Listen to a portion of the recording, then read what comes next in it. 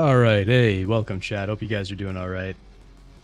Yeah, I had a bit of a weird start here. My mic was not getting picked up, and for some reason everything had decided to pretty much ignore my audio output. Cool. Glad you hear me.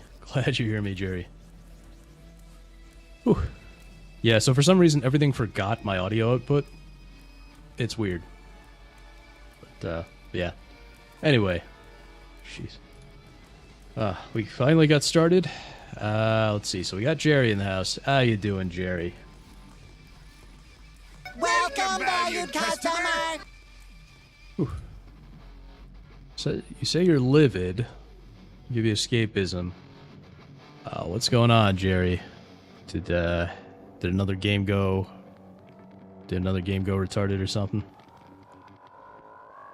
Proper audio I/O, sure. Well, I actually have a sure something. I forget the model, but I do have a sure. Yeah. No, thankfully today isn't the VM issue. Yeah. How am I doing? Oh, I'm doing all right. You know, just hope we get some people in here to enjoy the React shit posting. You know, it's, I think that's what I love doing. It's just shit posting.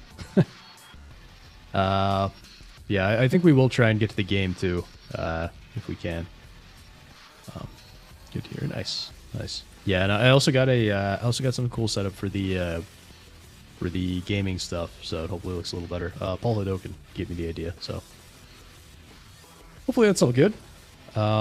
Yeah, hope you're doing all right, Jerry. Hope whatever's got you upset isn't too bad. All right, so we do have a whole bunch of stuff we can talk about. I don't know. I don't know which one we'll start off with because there's a lot here. Oh, you know what? I'm gonna bring up my favorite, one of my favorite Tim Pool videos, which is not a Tim Pool video, but it's a clip someone clipped of his stream like years ago, and I actually remember watching this live. So let's see.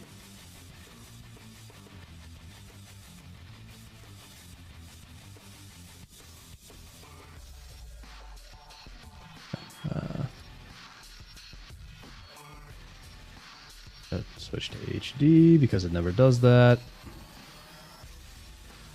It blocked the R. Oh, Finnish law went retarded. What did the Finns do? Actually, you know what? We're live, so let's look it up live. Let's do it live. Oh, by the way, just let me know if you're able to hear it. By the way, I just want to make sure. Not even putting this into supply. Just let me know if you were able to hear that for a second. But yeah, we'll go and Finland. All right, let's see what's going on here. We're doing it live, yeah. Awesome. Glad you hear it.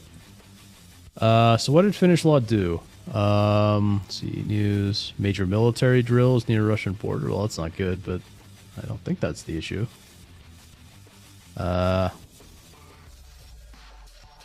Blocks a dozen property deals?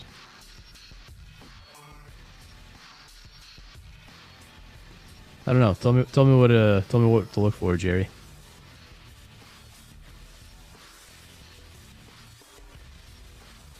So I don't see what Finland has done. There's nothing too crazy in the news other than the military drills, but I don't really want to get into military drills.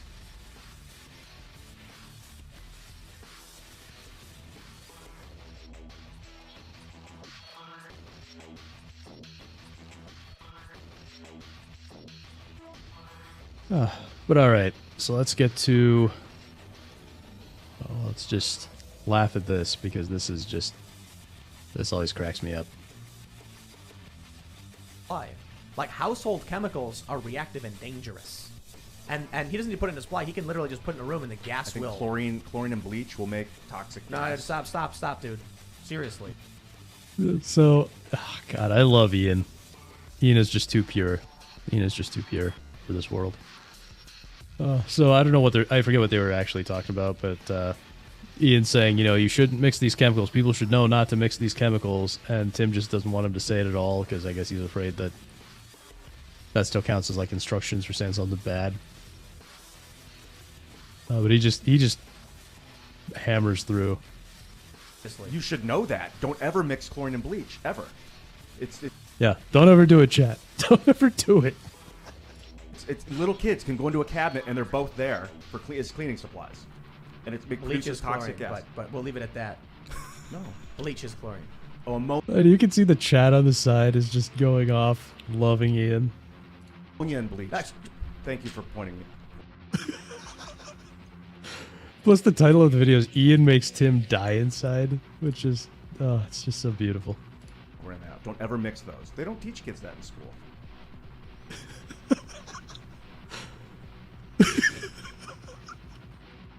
You can just hear Tim, you could just imagine Tim inside going, why are we still here? Just to suffer? And then he just starts mad dogging Ian.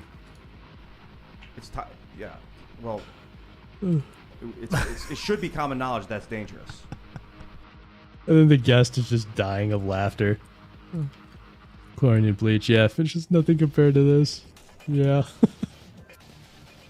It's just such a beautiful clip. And this is years ago, too, by the way. But Tim's very cautious. He is. Yeah. So on that note. And now he's upset because the guest is actually trying to get a word in edgewise. Because, you know, Tim doesn't really like to let his guests talk. He just likes to talk over him. But you don't ban this stuff. That's my point. Is you Sure. have to produce... I get what you're saying. I mean... Then he just gave Ian another opening to keep going. And I remember... Oh, that was beautiful. That was beautiful. Liddy is the real hero for capturing Tim's face. Oh yeah, that was the producer or whatever at the time. POV. Ian reads the entire anarchist cookbook on air as Tim watches on in dismay. That's amazing. Tim Fool, yeah. Yeah, I was watching, actually, last night I was watching, what was it? I was watching some old Kino Casino clips from last year where they were basically going over Tim's meltdown when he found out his girlfriend was pregnant. He had a gigantic meltdown while Dave Landau was on the show, and it was such a waste of Dave Landau too, because Dave Landau is actually a really, really funny guy. And he was just dropping, you know, Landau's, as always, was dropping bangers, you know, kind of like this one. Can't believe I shaved my dick for this. And, of course, they were being completely ignored because, you know, Tim's being Tim and just melting down. And it was just, it's just such a great reaction. I wish I had known about Kino Casino back when the actual video happened, because it was great. Yeah, but Ian is just Ian was the absolute best part of that show. I stopped watching Tim Fool a long time ago, but Ian is by far the best part of that show. Ian manages to be the best and worst member of Timcast at the same time. Yeah. Oh, this guy just nails it. Let's be real though. The show needs Ian's randomness, otherwise the show would just be a longer Tim segment where he says the same shit he said all day. I mean, which is true. Because like all Tim's live show is he just rereads the same news segments that he does during the day, and then he just rereads them while the guest is there. That's pretty much all it is.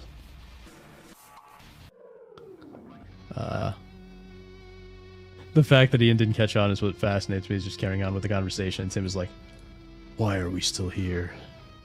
Just to suffer? Tim was great and edgy when he started, but it just went downhill, begging for money and relevance. Yeah, Tim actually used to be a pretty good reporter.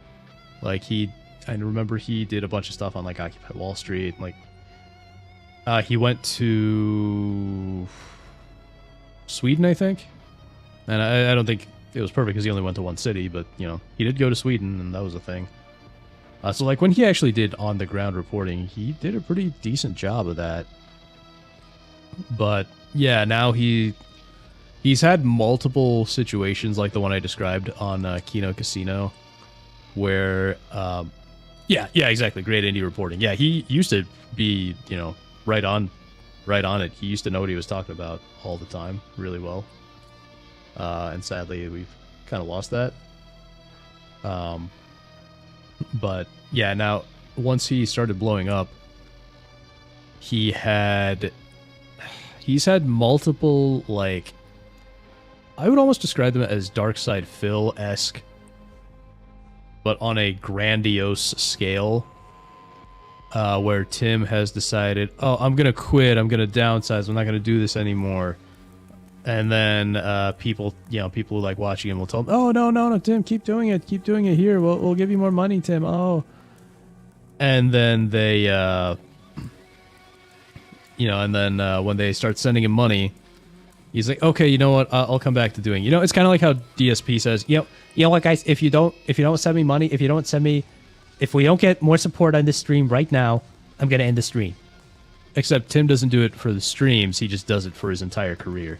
You know, listen, guys. If I don't get enough money, if you guys don't support, if things don't go well, you know, I think I'm just gonna quit YouTube. I'm gonna go live in a van down by the river. I don't know, man. Civil War. Yeah, that's Tim. That's Tim Pool. Just a grandiose DSP of politics. Was it Tim who said that Finns are like Russians? It wasn't probably, but in the same sphere. I have no idea. But that does make me think of a bit from Community where Pierce's dad. So if you've ever seen Community, it's a great show. There's an episode where Pierce, his dad, shows up, and he's like a massive racist. And he tells Britta, who is I think like Swedish or something, he says their genes are all like race mix or something, and then he basically goes, "You're basically Finns," which is just great. It's like autistic levels of racism. Yeah, like grandiose at DSP.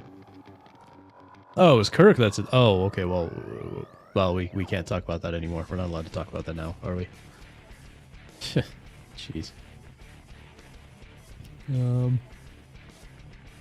Ian has like the worst ADD ever. In one stream, everyone was talking about aliens, cats, or something, and then Ian yells out along the lines, "We need to shut down the Fed." And I mean, I can't argue with that. That's based. You know, Ian is actually based sometimes. Oh, man, I love Ian.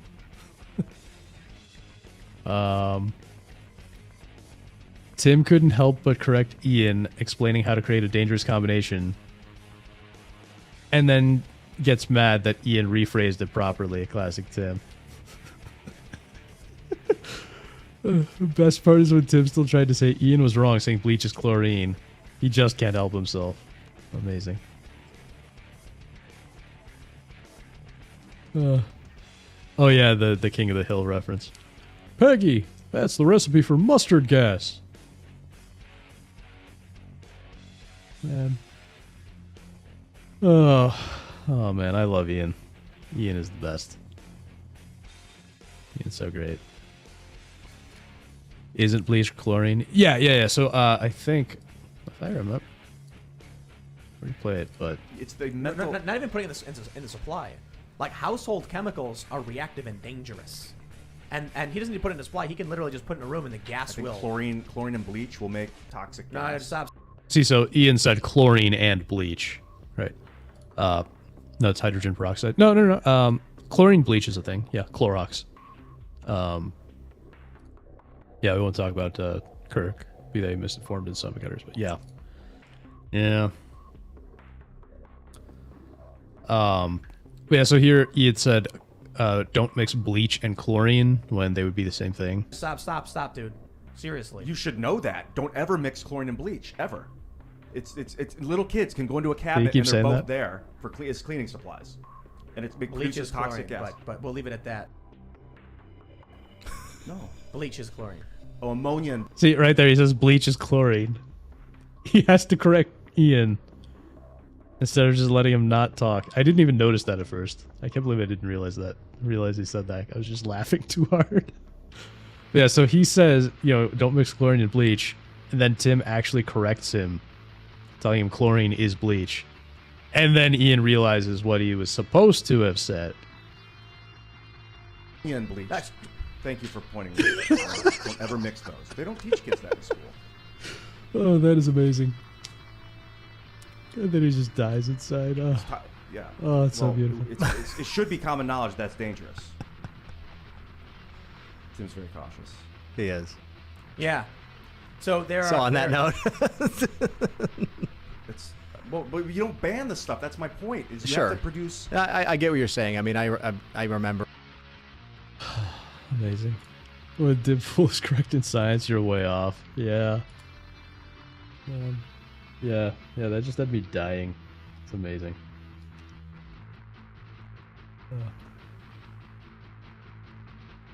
Wow. Oh, man. Yeah. I think we all needed a good laugh. Alright, let's see.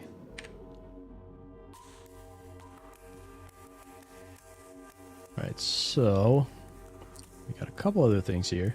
Let's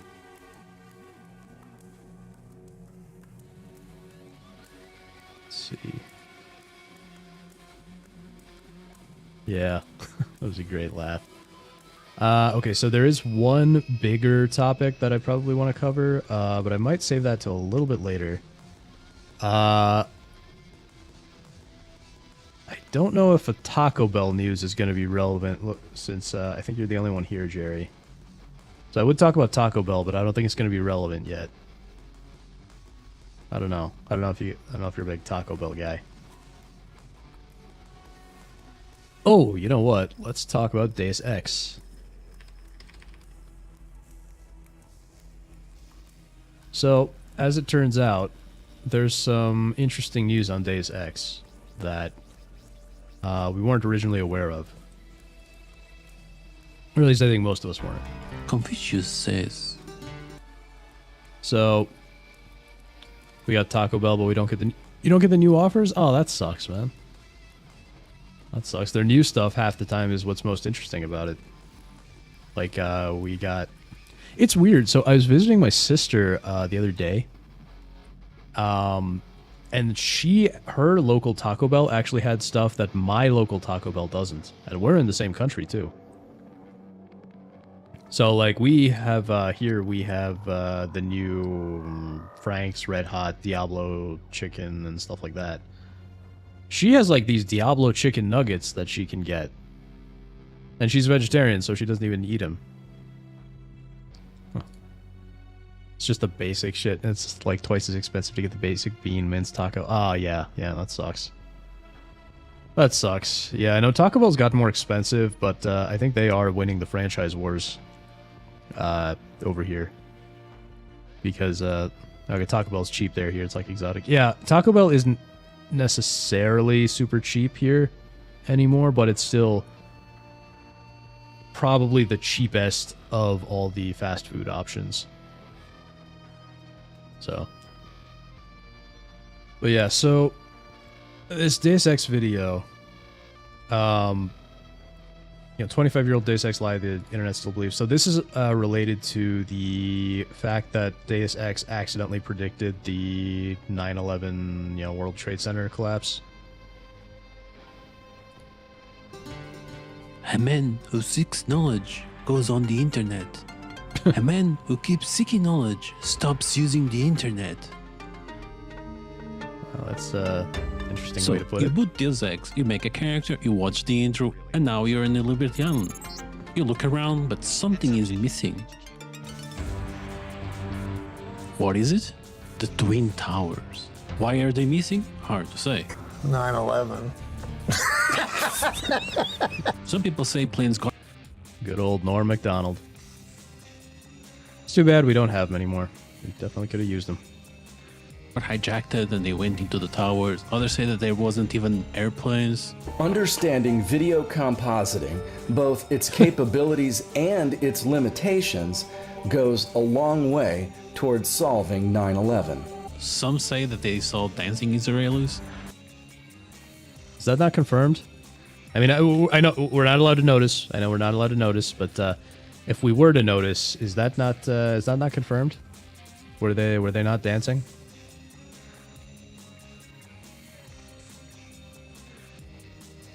Some say it was a nuclear bomb. But why are they missing in game? After all, the game was set before September of 2001, so they should be there, right? Yeah, and Coca-Cola still has Coke in it, right? Is Pepsi okay? So the thing about Coca-Cola is that they have some kind of special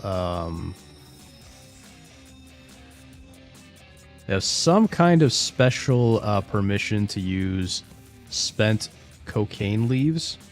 So there's no actual cocaine in there, supposedly, but they are using the leaf of the coca plant in the Coke recipe.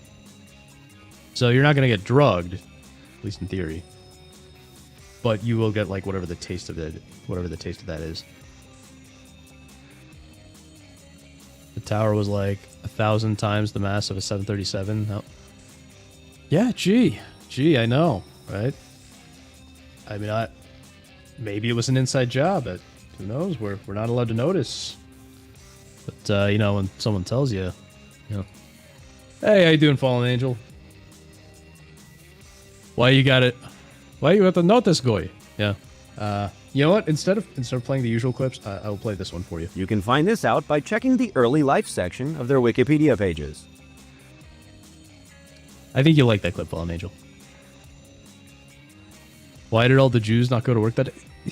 Did that really happen? Is that really the case? Well, that just brings up more questions, doesn't it? Why are there no chimneys? It all ties together. Why were the chimneys added after? Coca-Cola has Coke. Yeah, that's what I was just explaining, is that it doesn't have the actual drug in it, but it has the leaf in it. Yeah, that really did happen. Oh no. Whew. Well, imagine my shock. Well then. Okay. Anyway, if we browse the internet and ask the question ourselves, the answer is the Twin Towers were removed due to memory limitations. So this is the big lie that he's talking about here, and he will have debunked this this myth by the end of the video. So, in short, they're saying that the World Trade Center towers were left out of Deus Ex because it was some kind of memory constraint. And so he's going to explain why that's not possible and what actually happened. That is correct. There were some chosen people that didn't go to work. Oh no. Oh no. Oh dear. Ladies and gentlemen, we got him.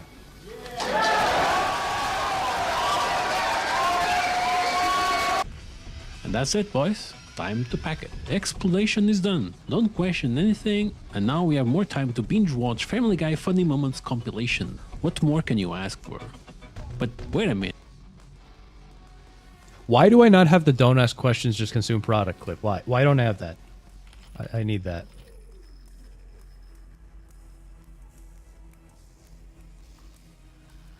I'm just gonna play it here. Don't ask questions. Just consume product and then get excited for next product. I need to add that to my clip library here. Although I'm running out of space for him on my Stream Deck, I got how big's my Stream Deck? It's 8 by 4. What is it? 32. I think it's got 32 buttons, and I've used up most of them. So I only have about 8 buttons left for clips.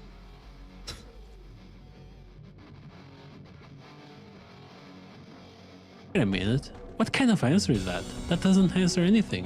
what memory limitations? Do you have an idea how easy it is to try that theory? It's not like it's impossible task to just get the Twin Towers inside of the game. And yeah, I modded the game so the Twin Towers are now inside of the game. And now in glorious 4K software render, you can visualize what memory limitations never allowed us to see. All of this fitting in a whopping 11 kilobytes of file and using 3 textures. Also, so in other words, this guy basically just recreated the entire model, stuck the version of the Twin Towers in there, and realized, hey, this doesn't actually take up that much memory. Stream Deck's like a keyboard. Yeah. So I have an entire like folder of these clips, and so they take up the entire. Yeah. If I hit the clip button, then I have like all the clips to choose from. Thing is, I don't want to be like digging through multiple pages of clips, so I got to be a little bit judicious with what clips I have on here. Also adding to this could in theory be made with just 6 triangles, but I made it using 3 boxes because I don't know how to do a flat brush in the editor. Oops. I don't really want to be the actually guy, but geez, why is this one rumor so spread? Every other post about it online has the same cookie cutter explanation. My explanation is that it just took one person to make stuff up, and the entire broken telephone of the internet never stopped it. Yeah, that probably makes sense. But let's look at some examples. Implodes says this was due to a textual limitations that arose during the game's development, but the in-universe explanation for the missing towers is that they were destroyed in a terrorist attack. There's no in-game explanation for anything, Implodes. It's bad enough that we have one liar, but now there's 2 lies. No way this is gonna get any worse, right? Let's go to the bastion of facts, Wikipedia. And the actual Wikipedia says, due to memory constraints, the Twin Towers were omitted from the level skybox, and the game's lore justified it by claiming that they had been attacked, seen as an uncanny prediction as the game had been released a year prior to 9/11. Yeah, so this is why you can't really use Wikipedia as a source for anything. And I mean, it even says citation needed right there. Yeah, so for one thing, this is not true.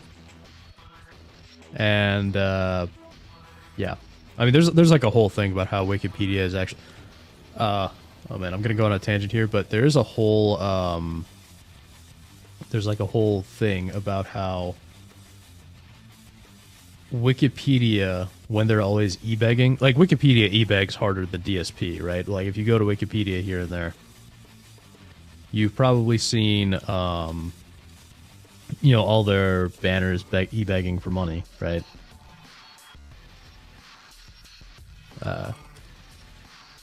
So there is an entire wheel of tangents. Well, good, because I'm going on one. So there is actually an entire thing about how most of the money that Wikipedia gets from those donations doesn't even go to supporting Wikipedia. And the people who actually like maintain Wikipedia, most of them are unpaid volunteers. And there's also a cabal of these volunteers that are pretty much making sure everything on Wikipedia aligns with their worldview. And you're not allowed to notice this, because if you do, you get a lot of squawking. Apparently it's similar squawking to, well, let's just say some certain topics I have covered previously have also resulted in similar squawking, because I noticed this group and you're not allowed to notice them. But it's not the same group. It's not the same group that if you notice them, the ADL will come after you, and then you have to go to a Middle Eastern country the size of New Jersey and touch a wall. It's a different group.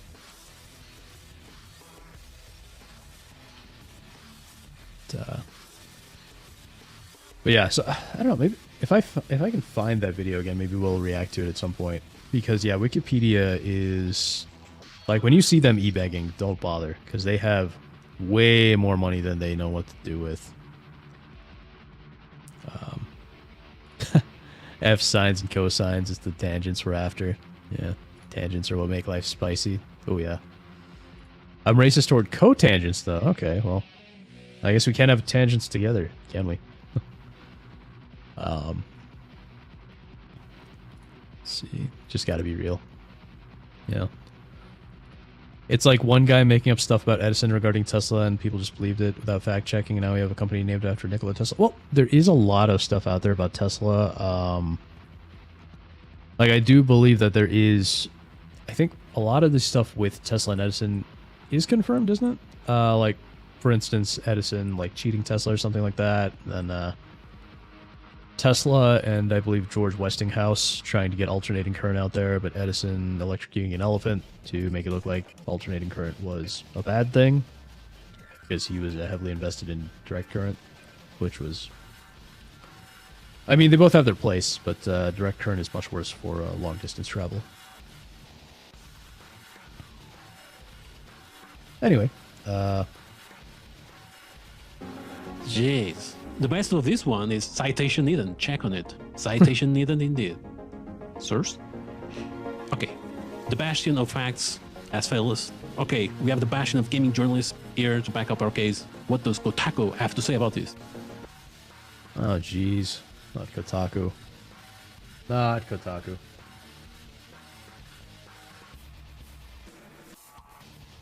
I'm a Tesla fan myself. People will just believe anything without a source. Yeah, I mean, well, when the sources have become so unreliable, the sources that were supposedly, you know, always dependable and we're always supposed to believe them. But when those sources we find out have been lying to us from the very beginning, what are you gonna do? Something to do with memory constraints. So in games fiction, the towers were destroyed by terrorists. Good job, Kotaku. You nailed it again.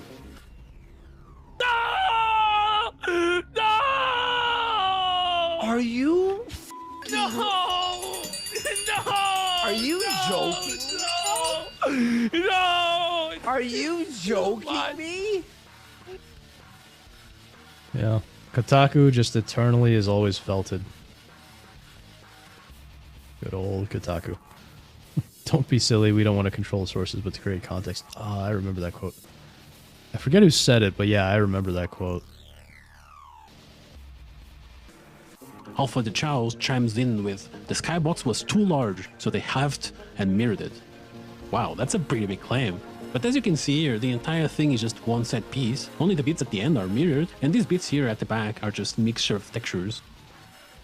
Did you know, in the original Deus Ex game released in 2000, the Twin Towers are missing. The reason was due to graphical limitation. However, in the in-game explanation, they were destroyed by a terrorist attack. So, kind of a coincidence.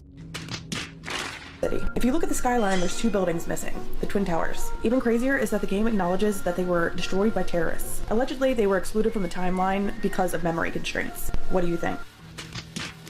Domino NX says, the game's manual explained it. Well, case closed.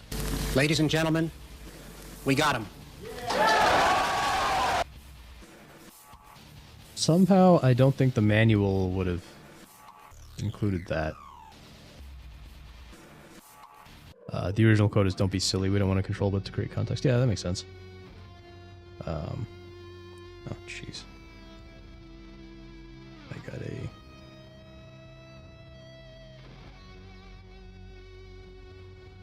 Okay, got some more.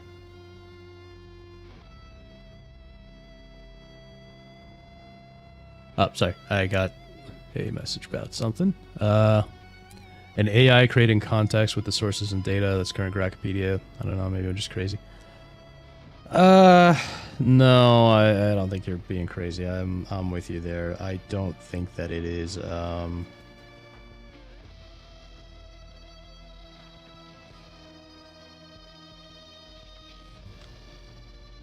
Oh, it's from Metal Gear Solid 2. That makes sense. That's why it sounds familiar. Yeah. It's been a while since I played Metal Gear Solid 2, because you guys know the only Metal Gear game that I actually really enjoy replaying is Metal Gear Rising. Actually, like when I played through the entire Metal Gear series, I didn't play the original Metal Gear 1 and 2 because they were, they're probably kind of difficult to get into, but I played like all the Metal Gear Solid games so I could get to Metal Gear Rising, and then when I got to Metal Gear Rising, I was like, why didn't I just play this first? Because you really don't need to play the other Metal Gear Solid games to get into Metal Gear Rising. It's so completely different. 1 and 2 are pretty good. Okay, interesting. Yeah. Yeah, I've just never played them because I know that like retro style is probably difficult for me to get into. But yeah, I think what you're saying about the Grokkapedia thing, I wouldn't trust anything it spits out. I don't usually trust anything that AI spits out without doing like additional research. But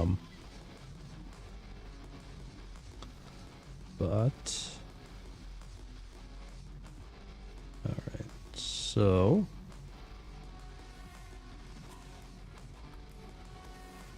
sorry, I just got to respond to this. It's for I got a message about a potential story that I may cover, but I don't know if it's worth covering. So No, the game manual doesn't explain anything. Neither does the design document of Deus Ex. Neither does the Majestics Revelations document. The Cup brings its own take. It says that there were technical reasons for not being included, since the towers would be higher than the skybox could fit. Factually wrong. How big do you think that the Twin Towers looked on the horizon, dude? Polaris Entropy has that they were actually textual limitations and repeats the bit about the mirror skybox, which you can just look at it and tell it's not mirrored. I mean... Oh, I have seen that, Fallen Angel. I've seen that, and I've seen the Deus Ex version of that video. So I know there are, I know there are 2 videos. There's one, so there's that profound moment in gaming history, and then he made a follow-up, which was I think it was just called, like, the other most profound moment in gaming history, which was a bunch of Deus Ex stuff. So people usually look for reactions to things like that. Yeah, maybe we can pull that up. Yeah, because we got a couple things to go through. I mean, do I have to keep going with this? Yes, I do. TV Tropes also parrots that it's due to technical limitations.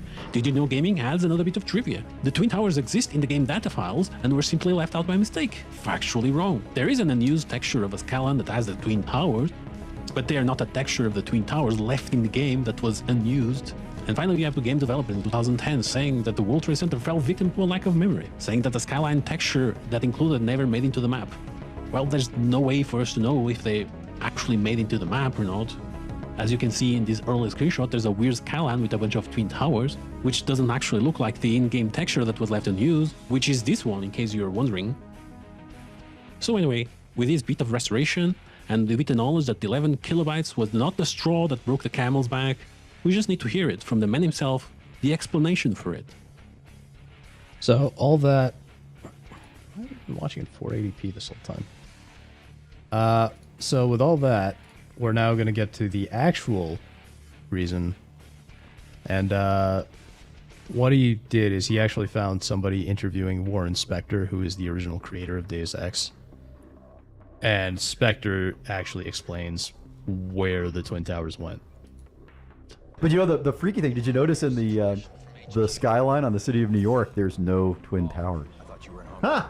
Really? Yeah, it's a little freaky. Kind of Parisian, really. Yeah, entirely coincidental, but this game about terrorism, and the Twin Towers are not part of the New York City skyline, although every... So, Spectre's actually just volunteering this fact, it seems.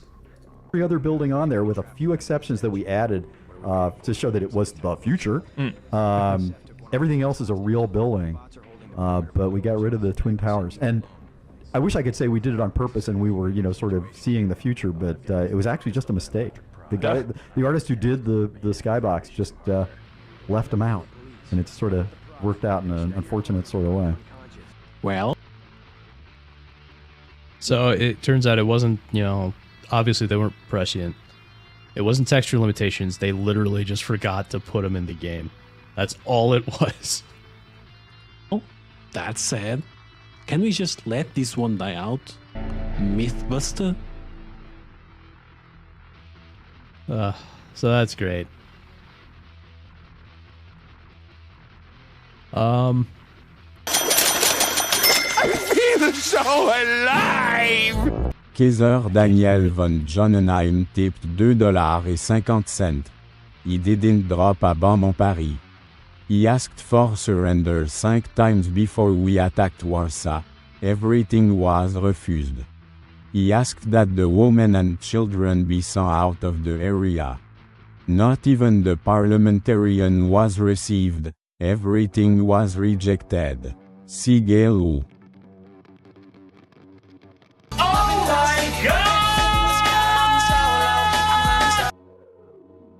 Well, thank you. I don't know why Stream Elements is not reposting that in the chat, so let me jump into Stream Elements and just see what came through, because OBS is acting up and is not letting me actually hear the alerts, because of course it's not. Alright, let's jump into Stream Elements here. So I want to give that the proper respect that it deserves.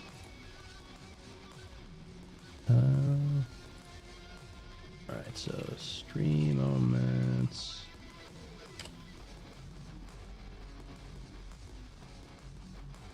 Log in. Oh, okay, that was you, Jerry? Well, thank you. I really appreciate that. Dang it. Yeah, I don't know why the Stream Elements bot didn't repost it to the chat, because usually it does. Usually whenever somebody sends a super chat, Stream Elements will post it in the chat, because it's, you know, it's supposed to, right? But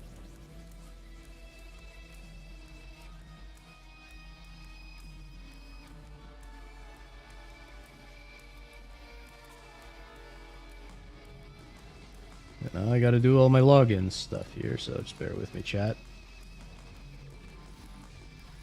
YouTube, right? What do you mean invalid CSRF? Oh, you killing me. You think it was the context? Oh, okay. You think it was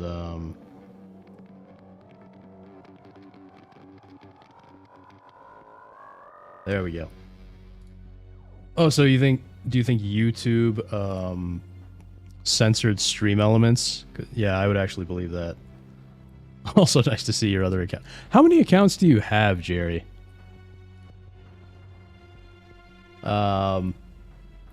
Okay, so now we got it here. Yeah, I should add this. I should probably favorite the page here.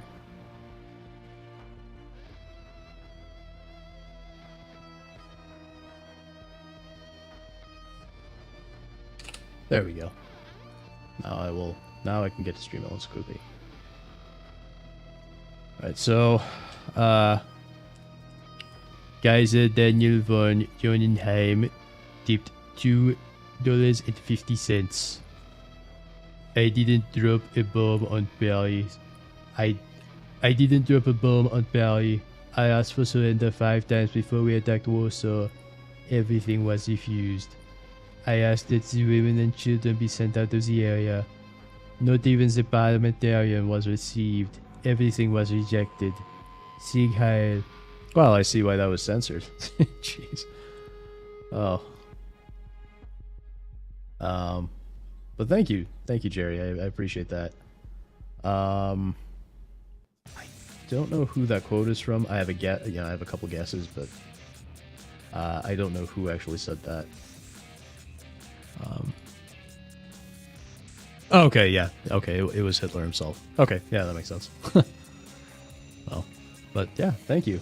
Thank you for the tip, Jerry. I really appreciate that. A few channels, 3 with videos. Gotcha.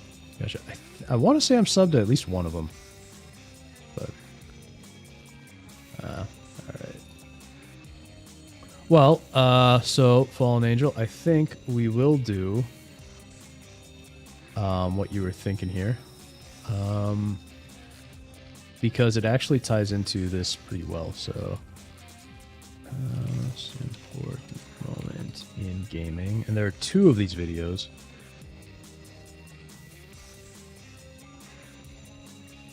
Although I don't remember the part 2. I remember the part 1. Yeah, see, then he has another one that is the other most profound moment. So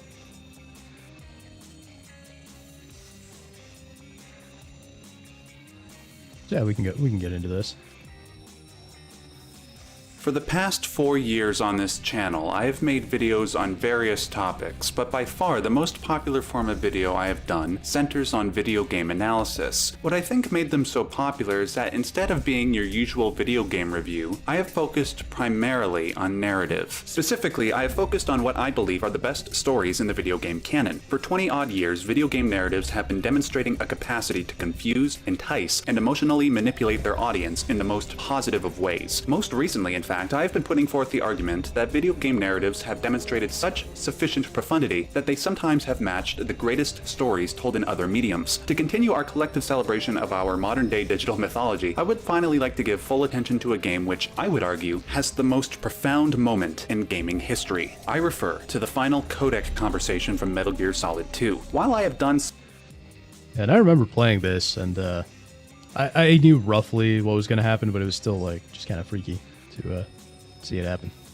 Several videos on Metal Gear Solid 2 in the past, I have never given full analytic attention to this specific moment. The main reason why is because somebody has already done so. My all-time favorite YouTube video is titled The Most Profound Moment in Gaming, MGS2 AI Conversation Analysis. Though it was released almost 9 years ago by its creator, Logo Steve, I pondered for a while how I might do a better job than he did. However, given our current cultural context, I believe I have a few other worthwhile things to contribute. The advent of subjects like fake news, the resurgence of rampant political correctness, and our tendency towards online tribalism has imbued this conversation with a much denser sense of meaning. To those who consider themselves gamers but have never played a Metal Gear Solid game, you are obligated to at least listen to this final conversation. Not only will you be enlightened by its philosophical commentary, but you will be terrified by its implications, as I have been for my entire life. It did, but so did Deus Ex, Jerry, and that's what we're going to be hitting that one up to. So. Raiden, are you receiving? We're still here. How is that possible? The AI was destroyed. Only GW. Who are you? To begin with, we're not what you'd call human. You look lost. Over the past 200 years, a kind of consciousness formed layer by layer in the crucible of the White House. It's not unlike the way life started in the oceans 4 billion years ago. The White House was our primordial soup, a base of evolution. We are formless. We are the very discipline and morality that Americans invoke so often. How can anyone hope to eliminate us?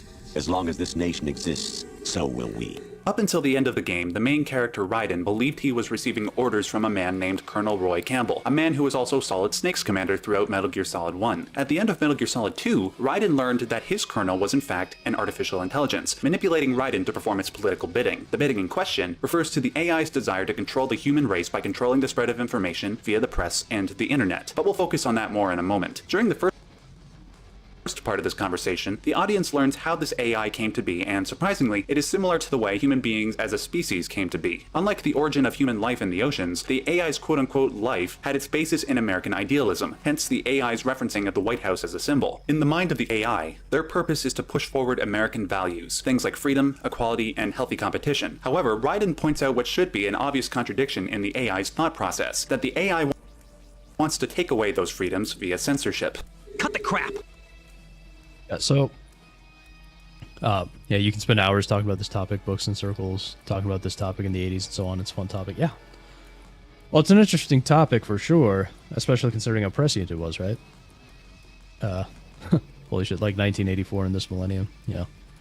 Vision mailed, literally. Yeah. Yeah, I mean, this is it's interesting how they, here they say that this AI evolved kind of like a human, whereas I mean, the AI that we're dealing with it doesn't really evolve so much as it just is programmed and then trained. You know, they train models. But, yeah, I think this is probably a very important thing here that Raiden's about to talk about. Crap. If you're immortal, why would you take away individual freedoms and censor the net? Jack, don't be silly. Don't you know that our plans have your interests, not ours, in mind? What? Jack, listen carefully, like a good boy. Not. Yeah, and of course it's the oh, it's for your own good argument, because that always goes so well. GW is Gemini Google search. Is it? I forget which of the AIs was GW the master AI? Because there were 5 AIs, 4 of the Patriots AIs were Yeah, there were 4 of the Patriots AIs were, like just doing what they did, and then there was 1 master AI on top of them, but I forget which is which. So I can't say for sure if that's accurate. Lolly low, yeah. Yeah, some of the times I remember some of the times they said that in the games, it actually sounded kind of silly. Not only are the AI about to argue for the ethics of controlling information, but they are going to do so in a very condescending manner. As we move on, I suggest that you, the listener, pay attention to how the AI demeans Raiden. Their pomposity is intrinsic to the effectiveness of their future argument. Google censored you. Well, imagine my shock. Want to be successful in today's internet? Well, if you want to be successful, you just got to have a grift, right? Like Gmail's quit, yeah. Yeah, you just got to have a grift and say what the government wants you to. The mapping of the human genome was completed early this century. As a result, the evolutionary log of the human race lay open to us. We started with genetic engineering, and in the end, we succeeded in digitizing life itself. But there are things not covered by genetic information. What do you mean? Human memories, ideas, culture, history. Genes don't contain any record of human history. Is it something that should not be passed on? Should that information be left at the mercy of nature? We've always kept records of our lives, through words, pictures, symbols, from tablets to books. But not all the information was inherited by later generations. A small percentage of the whole was selected and processed, then passed on. Not unlike genes, really. That's what history is, Jack. What the AI is trying to do here is illustrate how genes function similar to how memes function. If genes Yes. As they say, memes, the DNA of the soul, right? are, quote, a unit of heredity which is transferred from a parent to offspring and is held to determine some characteristic of the offspring, then a meme is something like an ethic, a fact, or an opinion that later generations inherit. Like genes, memes are also subject to a process called natural selection. If certain organisms are better adapted to their environment than others, then their genes are passed on to the next generation while others have the potential to die off. Similarly, if certain memes seemingly hold enough meaning or logic, then supposedly they survive better than memes that do not. What distinguishes memes from genes is the nature of the selection process. Genes are more or less subject to the amoral discretion of nature, but memes can be analyzed and weeded out via moral discretion. However, the AI will now illustrate how the natural selection of memes bears a unique problem in the internet age compared to the past few centuries. Oh, that makes sense, right? I mean, the internet pretty much made information extremely easy to pass along. Whereas, before that, it was very difficult to get information anywhere. Now, there's just a massive proliferation of information that it has to sort through. But in the current digitized world, trivial information is accumulating every second, preserved in all its triteness. Yeah, see, there you never go. fading, always accessible. Rumors about petty issues, misinterpretations, slander. All of this junk data, preserved in an unfiltered state, growing at an alarming rate. It will only slow down social progress, reduce the rate of evolution.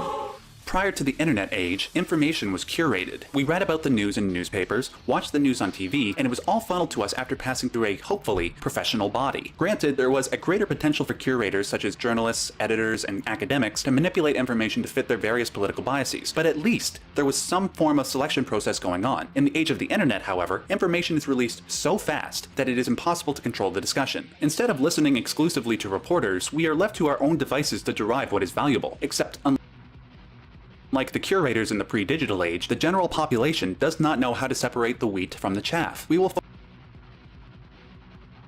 Oh, here's the thing about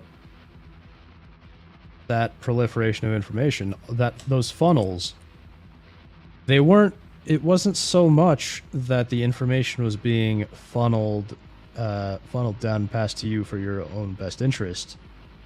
It wasn't the information that is most useful or relevant to you. It's not the most important, and it's not even the most truthful information.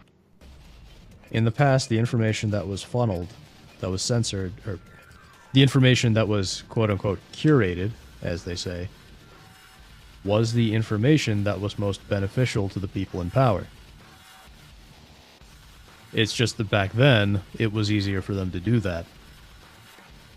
Now, as he said, it's much harder to control, which means that thanks to the internet, we can see what's really going on. And now we actually know that those people, the censors, were not censoring for our own good.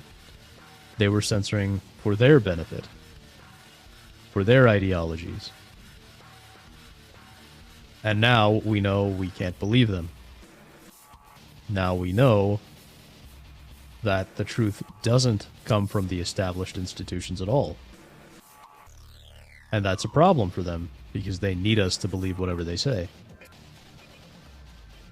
Before semaphore towers, the fastest speed of information was a dude on a horse. Yeah, Pony Express. Yep. Wells Fargo. I don't know too much about the history of Wells Fargo other than, you know, their banking scandals some time ago.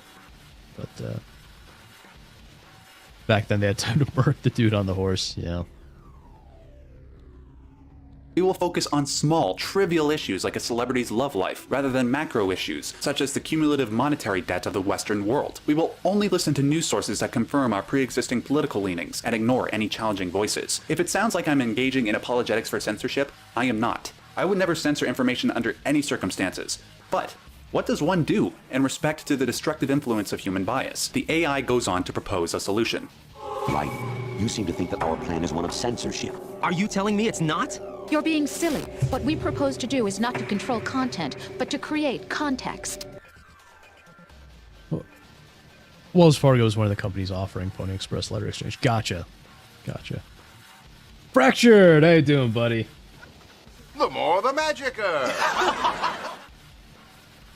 Yeah, so we were talking about, yes, yeah, it is the quote you brought up, Fallen Angel. That's why I paused. Yeah, so Fractured, we were talking earlier about, well, we were laughing at Tim Pool, like an old Tim Pool clip, because Ian is a treasure. And then we were talking about something we missed in Deus Ex, or, well, the 25-year-old Deus Ex lie the internet still believes. Basically, the reason that the Twin Towers were not in Deus Ex, it's not memory issues or whatever, it's that they literally just forgot to put them in there. But yeah, so now we're just reacting to some. It's going to be Metal Gear Solid 2, and then we're going to get to the Deus Ex counterpart to this video as well. But yeah, so what this actually makes me think of, what we propose to do is not control content, but to create context. What this actually makes me think of is if you guys remember, do they still do those? I never see them anymore, but if you guys remember at least a few years ago, the quote-unquote misinformation banners that they would have plastered all over YouTube with, like, links to a Wikipedia article on whatever it was. So, like, if you were talking about the Kung Flu, right, it would throw that little blue banner underneath your video and give you all the state-accepted, establishment context for whatever, you know, for the Kung Flu and all that. So that's what it reminds me of here. Is they're basically saying, oh, we're not going to control the content, we're just going to throw a whole bunch of disclaimers underneath it and say, oh wait, this content is actually wrong and you can't believe it, and, you know, because we're the government, we're the ones in control, people will believe us. This video is a two-parter. Yeah, I see it right there. Rockpedia is an AI that gives you context. Okay, yeah, I haven't used it because I don't, like I said, I don't trust AI to give me factual information. AI is much better at, like, more imaginative stuff and, like, fuzzy matching. It's not really good at, like, hard facts. Because it's got that hallucination problem. Somehow it just seems much more appropriate that they just forgot. Yep. Create context. The AI argues that because they are not prone to human error and have inner CPUs with greater processing power than the human brain, they would know how to curate information and present it to the human race in a way that doesn't slow human evolution. Unlike your average political body, which might censor information that is inconvenient to their cause, the AI would simply present information in the most factual way possible so that political bias would not intervene, thus cooling political tensions across the political spectrum. Of course. So that's what it would sound like, and let's say you had an AI like Helios in Deus Ex That actually might happen. But it's clear that these AI agents are not that. They have their own biases that were trained into them, however they were built. And that's how our current AI model is. I mean, the thing is that our current AI paradigm, first of all, is not powerful enough to, I guess its mental capacity, so to speak, is not powerful enough to get to, like, realistic thinking state. Right now, it's basically kind of like a parrot, and what you end up with, it's all, so our current AI neural network stuff is all based on a paper from Google in like 2017. It's like that's all of our modern AI is based on that one paradigm. And it's not realistic thought. It's really much more like a parrot in that the AI has no idea what it's saying. You know, these language models, they have no idea what they're actually saying. They're just constructing outputs that sound reasonable or that look reasonable based on the inputs that they've been trained on. So, you know, that's the thing with AI, garbage in, garbage out, if you've ever heard that. That's very true with AI. If AI is trained on some kind of garbage or some kind of bias, that bias is going to be in the AI. So you cannot trust it to make any kind of logical reasoning. Even though AI could be better at logical reasoning, the fault in our stars, to quote John Green, the errors make us human. Yeah. But the thing is, Jerry, AI is not better at logical reasoning. That's what I'm saying about our current AI paradigm. It is not. It is not logical at all, in the way that we expect it to be. But yeah, AI, I don't trust AI to do any like hard logic or hard facts or anything like that. I would still trust a person, a male person, to be logical. Probably not a female person because, they're not logical to begin with. Anyway, let's get back to the video. Of course, if something like the AI censorship program came into place, ethical questions would arise regarding whether or not this compromises human freedom, specifically our quote-unquote free will. Ideally, human beings should have the autonomy to make their own decisions, no matter what mistakes may follow. In response, the AI argues why the problems that arise from that freedom supposedly necessitate censorship. The digital society furthers human flaws and selectively rewards development of convenient half-truths. Just look at the strange juxtapositions of morality around you. Billions spent on new weapons in order to humanely murder other humans. Rights of criminals are given more respect than the privacy of their victims. Although there are people suffering in poverty, huge donations are made to protect endangered species. Everyone grows up being told the same thing. Be nice to other people. But beat out the competition. You're special. Believe in yourself and you will succeed. But it's obvious from the start that only a few can succeed. You exercise your right to freedom, and this is the result. All rhetoric to avoid conflict and protect each other from hurt.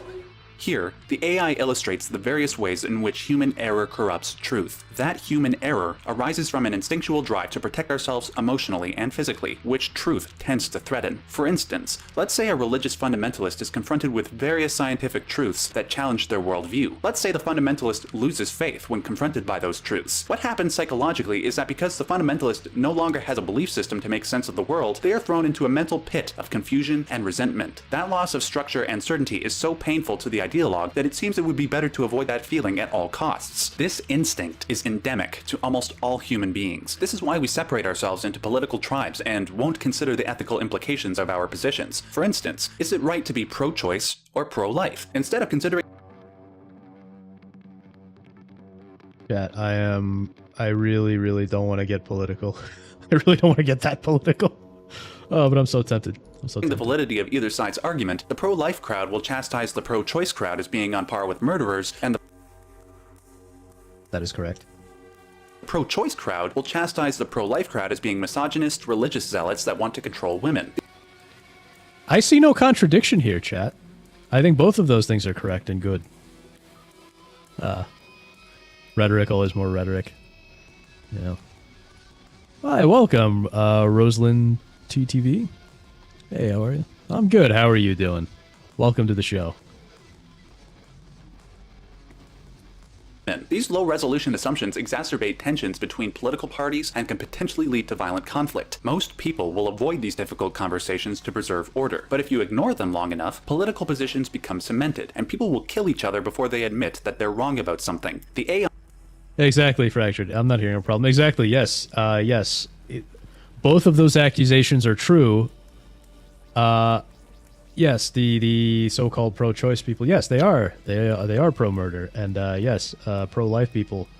You know, since I'm a libertarian, I'm more of a libertarian. I'm not a conservative, and I don't describe myself as one.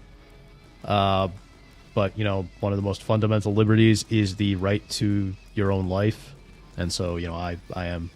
People don't realize how quote-unquote pro-life I am. Like, I think conservatives would look at me and go, okay, I thought I was pro-life, but that guy, he's pro-life. And so, yes, I am, in fact, a misogynist who wants to, misogynist zealot who wants to control women. And I think that's based. But, oh, man. I was going to say something else earlier, and I totally went off topic as soon as he brought that up. Where was it? Oh, right. I was going to bring up the right to speak your mind and consume all possible information is such a fundamental liberty that the AIs, the Patriots AIs, are arguing against. And so naturally I'm going to be against everything they describe because to me liberty is one of the most fundamental values we can have as humans. AI then present a future where human bias corrupts the flow of information. The untested truths, spun by different interests, continue to churn and accumulate in the sandbox of political correctness and value systems. Everyone withdraws into their own small gated community, afraid of a larger forum. They stay inside their little ponds, leaking whatever truth suits them into the growing cesspool of society at large. The different cardinal truths neither clash nor mesh. No one is invalidated, but nobody is right. Not even natural selection can take place here. The world is being engulfed in truth. And this is the way the world ends, not with a bang, but a whimper.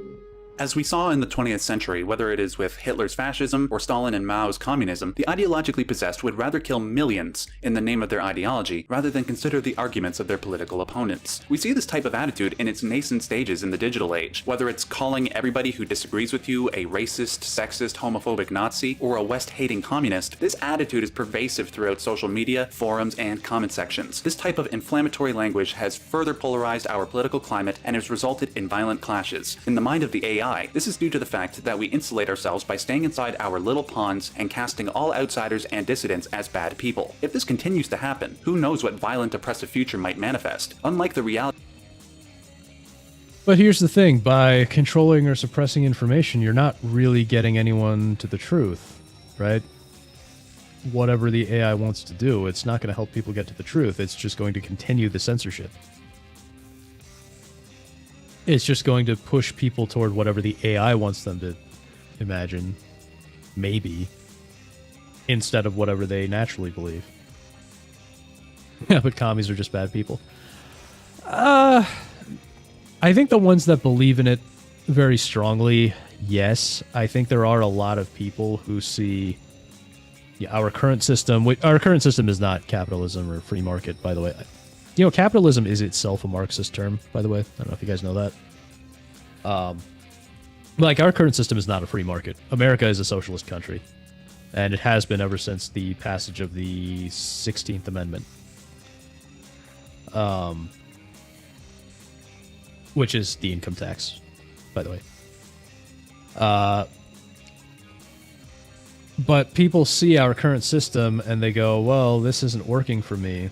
And I can't even blame them because, yeah, things just are not working for a lot of people right now. No matter which, you know, super-based person they think is in office, it's not helping. It's really not doing a whole lot for most people. So, I mean, you know, has your day-to-day life really improved all that much? Heck, over the last few, you know, have any of the last few elections really improved your day-to-day life that much? I think most people, if they really think about it, they're going to say, no, not really. And so if you see that, you know, you see a world where, you know, you can't get a job, maybe you got a lot of student loans, you can't buy a house, maybe you can't afford a car, you can't get a date, you can't do any of the things you want to do. People think, well, our current system's not working, and then in come like the real the globalist communist types, and they go, well, hey, there's this communism system. This could, maybe this is what you want, where everyone gets everything and all that. And of course they're lying. But then you have all these the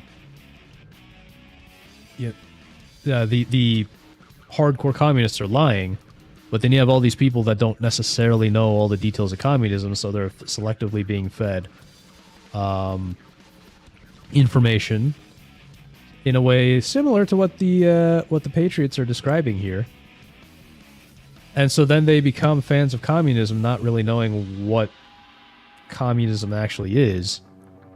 And so they're not really bad people. They've just been led down a delusional path.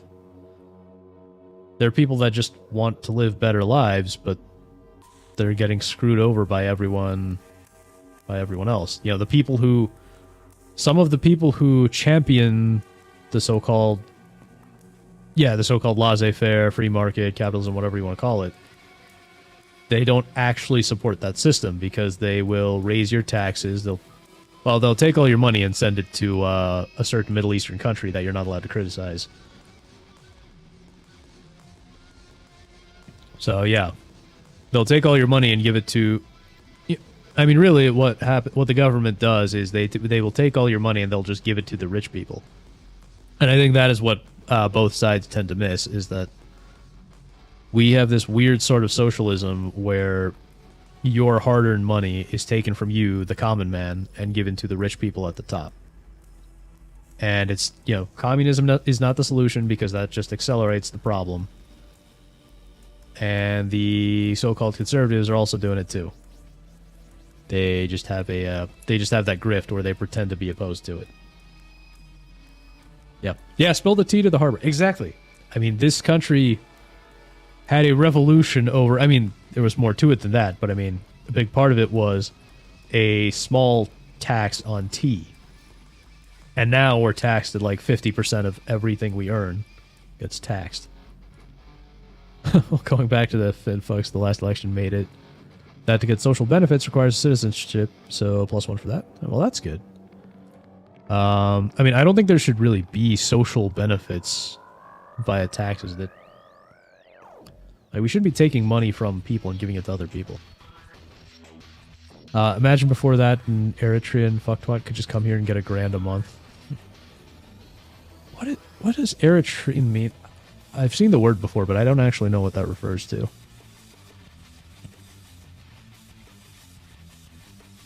So yeah, context matters. Yep, it does. 2016, Bernie was true before we went all Democrat. Yeah. Yeah, a lot of people liked Bernie Sanders back then because he was at the very least acknowledging that people have problems, that young people have problems.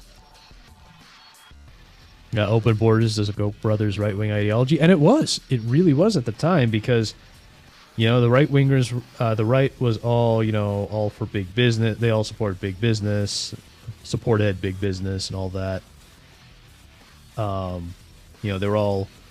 They would do whatever benefited the big businesses, and what benefits big business heavily?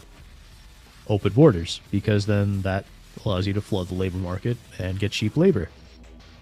And that is actually a fundamental problem that we all have, all the normal people in this country have, is that there is such a flood of cheap labor that it's driving down wages. And that is a combination of, and there's going to be some squawking, but it's not just the illegal immigrants, it's also when women were forced into the workplace. What happens? We talked about this when I reacted to Shu on Head a while back, but what happens when you double the workforce all of a sudden? Well, basic economics, right? You double the supply of something, the price goes down, and in this case, price refers to the price of labor. Wages. So you double the labor supply, wages cut by half. So yeah, that is pretty much they are trying to get as many they have always been trying to get as many people into the workforce as possible so they can pay everyone less because there's so much more competition. Okay, it's an African nation. Eritrean. You know, that I've never heard of that one. The other ones I know. Congolese, yeah, I know the Congo, Sudan, Somali, Niger. Yeah, I know those, but I've never heard of, I'm not familiar with Eritrea. It's greatly said. Juice. Hey, I'm not, my nose is not that big, Jerry. My nose is not that big. You can find this out by checking the early life section of their Wikipedia pages. Something tells me I'm going to be using that clip a lot. Reality of MGS2, where a supposedly benevolent AI can make the hard decisions for us, our reality might become a sort of Orwellian nightmare, which the AI wants to prevent. We're trying to stop that from happening. It's our responsibility as rulers. Well, see right there, they're calling themselves rulers. We don't need rulers. That is the fundamental part of the problem. There should be no masters. Just as in genetics, unnecessary information and memory must be filtered out to stimulate the evolution of the species. And you think you're qualified to decide what's necessary and not? Absolutely.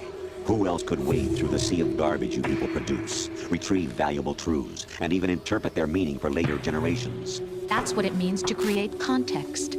I want to remind you all that Metal Gear Solid 2 came out in 2001. This game was warning us about the advent of fake news, misinformation, and half-truths roughly 2 decades before the issue captured our collective attention. Worse yet, not only do the AIs describe a potentially dystopian future for both our reality and the reality of the game, but they also make us inadvertently realize that we currently have no constructive solution to the problem. The only tactic available at the moment is for individuals to strengthen their moral compass and call out misinformation where possible. However, given humanity's inherent imperfection, even the best of us are prone to mistakes. Worse yet, instead of bolstering the best among us despite their mistakes, we will feverishly exacerbate the mistakes of our opponents for political gain. We see this quite vividly in what has been aptly termed call-out culture. For instance, it is thanks to this culture that there is no host for the Oscars this year. It is thanks to this culture that people will be fired from their job over a tweet they made 10 years ago. A person...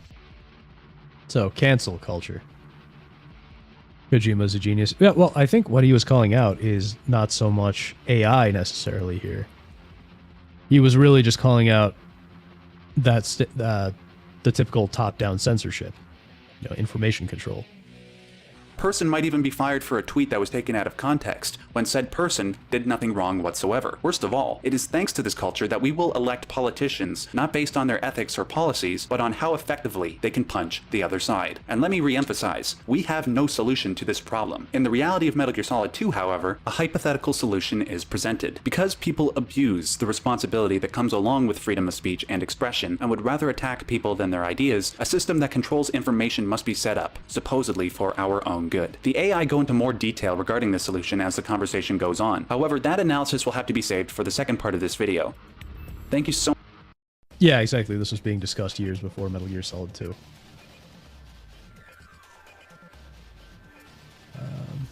Before we continue, allow me to summarize the main arguments from part 1. The Patriot AI argues that in the internet age, the flow of information has become far too complex and grandiose. The natural outcome of this overabundance of information is that human beings, on account of their natural fallibility, are unable to separate factual and valuable information from information that is at best incomplete, and at worst, filled with outright lies. On account of our tribal instincts, our political biases, our emotional fragility, and flawed intellect, we will potentially embrace information that conforms to our worldview best, rather than information that is true. In the era of fake news, this has undoubtedly been demonstrated as fact, as we build up echo chambers that confirm our political leanings and demonize those who express dissent. In response to the inherent truth of this argument, the AIs propose a frightening solution. Create a system that controls human will and consciousness. A system that compromises a human being's quote-unquote free will to come to their own conclusions. Though such a system is repulsive to myself and hopefully many of you, the AIs will demonstrate how human beings might abuse their...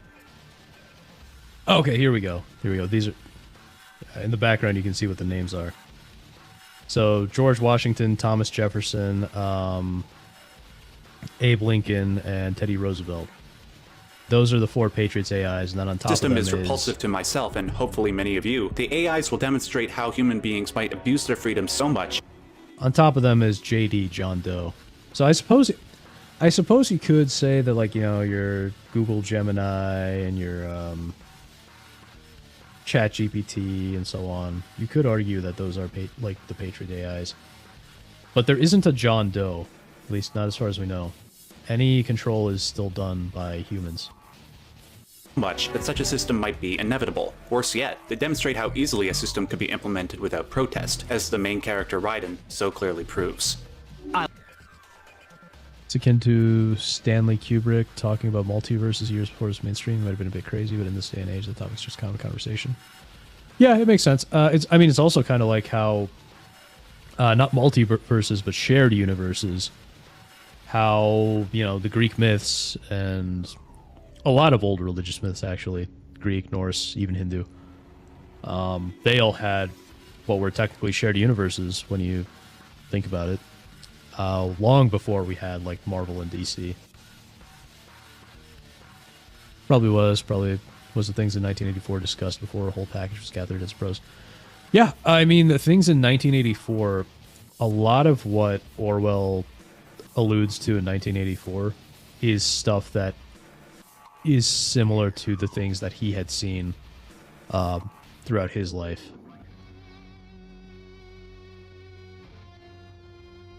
Yeah. Oh, yeah. Orwell was a brilliant guy.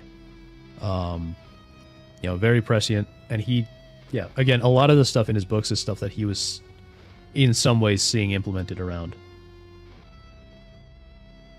Like Jules Verne probably talked about a bit of this and that regarding the context. I like to make it 20 years before and it hits hard. Yeah.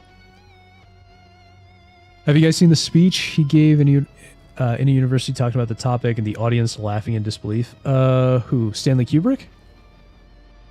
No, I'm not hugely into film, so no, I haven't seen it. I'll decide for myself what to believe and what to pass on. But is that even your own idea? Or something Snake told you. That's the proof of your incompetence right there. You lack the qualifications to exercise free will. Never in my life. Okay, so you lack the qualification to exercise free will. That is the most ridiculous statement I have ever heard. There is no qualification to exercise free will. You, as a human, have the liberty to do, whatever you want. Obviously, within reason, but you know what I mean. You have the liberty. You have the God-given right to think and say whatever you want. My life have I heard an insult as cutting and condescending. Put aside just for a second whether or not quote-unquote free will is a valid concept. To say that somebody lacks the qualifications to exercise free will suggests that their personality is entirely constructed by outside forces. For example, if you believe that abortion is an unethical practice, or an ethical practice, did you come to that conclusion yourself? Did you put together a bunch of arguments from opposing sides and decide for yourself what the best answer was? Or did you hear one person's argument and close yourself off to opposing arguments, much like an ideologue? Well, to answer his question, neither, really. I mean, abortion is one of those things where, it could be like that, but also it's the kind of thing that can come very directly from your principles. And in my case, that's where my stance on it comes from, is my libertarian principles. Well, you are trying to analyze a Kojima story, so yeah, it's going to be... yeah. Dialogue tends to do. In regards to Raiden, the AI goes on to demonstrate that he, like billions of people on the planet, tend to embrace ideas and actions not necessarily based on their adherence to truth, but rather based on how effectively they promote a certain way of being. This goes back to... Each tribe reveals which statement they agree with more. Interesting. Yeah, these kinds of graphs are always interesting, right?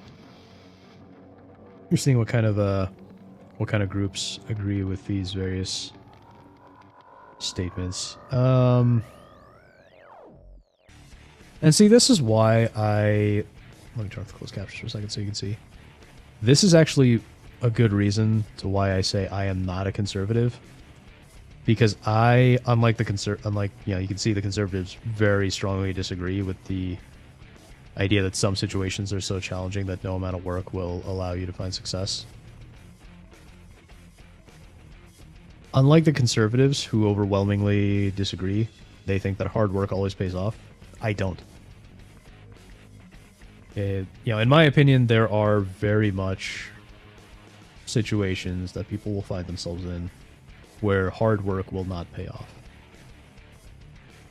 And I think that actually goes back to what I was saying earlier about, people becoming decent people becoming communists because they're sold the lies of communism because the current system isn't working for them. What a lot of people, and especially young people, because I think young people really do have it hardest, at least in that sense, and the ability to find success in life. Hard work does not pay off for a lot of people. And it's a bitter truth. I really do believe that is the truth. But it is a bitter truth. And when people start to realize that, they think, well, this whole system is corrupted. It's a disaster. And so, they turn to the communism. So, yeah. No, I agree, Jerry. I don't like the one-dimensional conservative liberal stigmatics. That's an interesting word. But yeah, I don't like that one-dimensional way of putting it either, because I'm not really a conservative. I lean more conservative, I suppose, but I'm not really a conservative. I am very strongly a libertarian. Yeah, because to hell and back state I'm liberal over conservative, but then the people who agree with me are not liberals or rather conservatives. Yeah, exactly. So I have many disagreements with liberals. I have slightly less disagreements with conservatives, but I still have a lot of disagreements with conservatives. Exactly. Like, you kind of vote red because you don't really have a better option. What does libertarianism even mean? Well, I define libertarianism as the right to do whatever you want until you infringe on the rights of others. One thing is conservative, another is traditionalist. I think traditionalist is a part of conservatism, though, isn't it? Like, that is an aspect of conservatism. Back to Nietzsche's famous criticism of philosophers in Beyond Good and Evil. While philosophers might proclaim a desire for objective truth, they are more than likely trying to justify their worldview and way of life. This is why fake... Isn't that just being a liberal? No, because liberals, at least here, liberals are people who very happily infringe on other people's rights. Yeah, there you go. So the what we call liberals here are still very much authoritarians. Yeah, and I think that is very true, Fallen Angel. Conservatism is just liberalism with the foot on the brake. They tend to be false opposition, so you can go, oh, well, I don't like these liberals. I'm going to vote for the other guy, and that way you don't, like, get up and riot because, oh, yeah, you can just vote harder, right? But yeah, I think liberals and conservatives are both just... They're both just different forms of authoritarians in the end. Conservatives will talk about small government all the time, but in the end, they will continue to expand government, just like the left, just like the liberals. Yeah, the Finns have 5 options, not 2. To be liberal is to be against authoritarianism. Well, so the term liberal is a very overloaded term. You have, like, you have, like, the quote-unquote classical liberals, which are probably a little bit closer to libertarian. But, yeah, here, liberal typically just means, your typical Democrat type. And, I mean, in the end, Democrats and Republicans are the same. They pretend to be different, but it's all, to paraphrase George Carlin, it's one big party, and you ain't in it. Let's quote from a conservative about this. Let me tag you on Discord really quick. Okay. I think my favorite quote about conservatives is probably something like, conservatism is when you let the left, when you hand culture to the left for decades and then write National Review articles crying about how the right is losing the culture war. Yeah, pretty much. Pretty much liberals just mean blue. Yeah.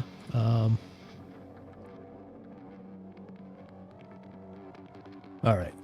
Fake news exists. This is why echo chambers crop up all over the internet, despite the wealth of information available to us that should allow us to live in accordance with truth. It is because living in accordance with truth and developing a sense of free will can be life-threatening, so people choose to embrace falsehoods in order to protect their sanity. Raiden then desperately protests that he is not a product of the mindless masses. That's not true. I have the right. Does something like a self exist inside of you? That which you call self serves as nothing more than a mask to cover your own being. In this era of ready-made truths, self is just something used to preserve those positive emotions that you occasionally feel. It seems like what they're arguing now, what they refer to as self, would be like a soul. You know, and what they,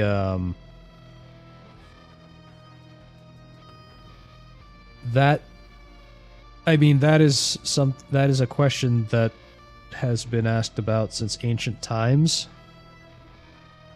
So they're basically trying to argue that there's no such thing as a soul, which is like, can that really be, is there really an argument to be made there? Because people have been debating over that since ancient times, and I don't think an AI is going to be able to figure that out either. Because it's basically a metaphysical question. Let's see, what did you say, Fallen Angel? Oh, this... yeah, I remember this, Fallen Angel. It's too long for me to read out loud, but... Yeah, so you're saying this guy, Robert Louis Dabney, says that women's rights will certainly prevail from the history of its only opponent, Northern conservatism. This is a party which never conserves anything. Yep. Yep, they pretty much, yep. It fits. I mean, if you ask a conservative, should women have rights, they'll go, oh, well, of course the women should have rights. We can't take those away. And then you ask, well, okay, so should women be subject to the draft the exact same way as men? Because, you know, men have to be subject to the draft in order to be able to vote. And then they'll go, oh, no, well, men and women are different, you see. We can't have we can't have women being drafted. That's crazy talk. So, yep. Yeah, conservatives are pretty much there to just kind of grumble and go, oh, no, we don't like this, but okay, we'll pass it anyway. Yeah. It's over a century old, but still stands. Yeah. I don't see it. Soul is a fuzzy word to describe free will. Convincing people that their will is free is something like a philosophical crutch that it's used to simplify conversations and laws. Yeah, maybe. I mean, from a religious perspective, that's going to transcend it. But then it's, you know, if you want to start arguing religion, well, that's never going to end well at all. Soul or the observer is something not linked to the physical 4D universe we have. The observer just sees light and is not tied to anything that is physical. Interesting. Interesting thought. You can say that you have will, but whether or not it's free is another conversation altogether. Well, yeah. Yeah, I mean, would you always respond the same way to the exact same inputs? Who knows? But as the mask can traverse through time, you or the soul can go back in time. Wouldn't that depend on whether or not you can go faster than light? I don't know. What would the speed of something with no mass be? It's all just fake and gay bullshit. Yeah, well, that's politics for you. Another possibility is that self is a concept you conveniently borrowed under the logic that would endow you with some sense of strength. That's crap! Is it? Would you prefer that someone else tell you? All right then. Explain it to him. Jack, you're simply the best, and you got there all by yourself.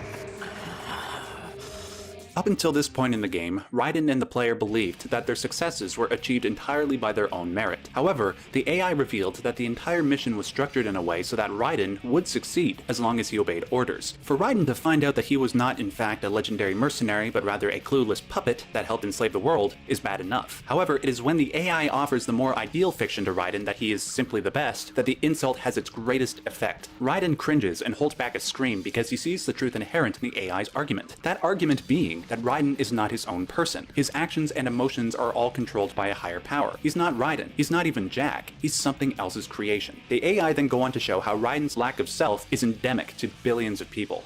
Oh, what happened? Well, The thing about that, though, is that you are not... I mean, you're not, an isolated being that popped out of nowhere, right? You are heavily influenced by everything you interact with in one way or another. So it's not necessarily that you were controlled by a higher power, you're just... Or even controlled. I mean, it's... You react to the things that you see, feel, hear, and so on.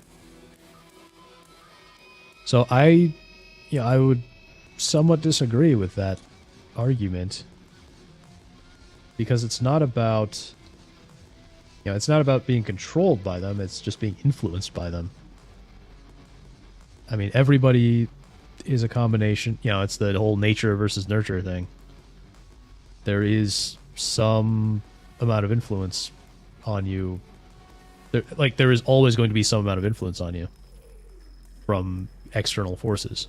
It is impossible not to have that because, I mean, that's just what we are. Right? That is literally the fundamental... A fundamental rule of reality is that something will always influence you. Even nothing will, nothingness will influence you, Leaving presuppositions at the door can be tricky, but the idea is to leave them at the door when talking about topics. I find these topics fun. Yeah, they're interesting topics for sure. Yeah, that can be difficult to do. I'm saying the machine you observe as mass, but the thing that is you, that thing is not tied to the same universe. Interesting. It is without mass. It can, when died, traverse back to the next of kin. Well, so, in my case, we believe in reincarnation, so we actually traverse to a new life. Even blind people observe existence. Thing observing is the ghost. Ghost has the mass. Ghost observes a machine that has mass that cannot go through time with the observer. What spark? An interesting way of thinking about it. Do you feel lost? Why not try a bit of soul searching? Don't think you'll find anything, though. Ironic that although self is something that you yourself fashion, every time something goes wrong, you turn around and place the blame on something else. It's not my fault. It's not your fault.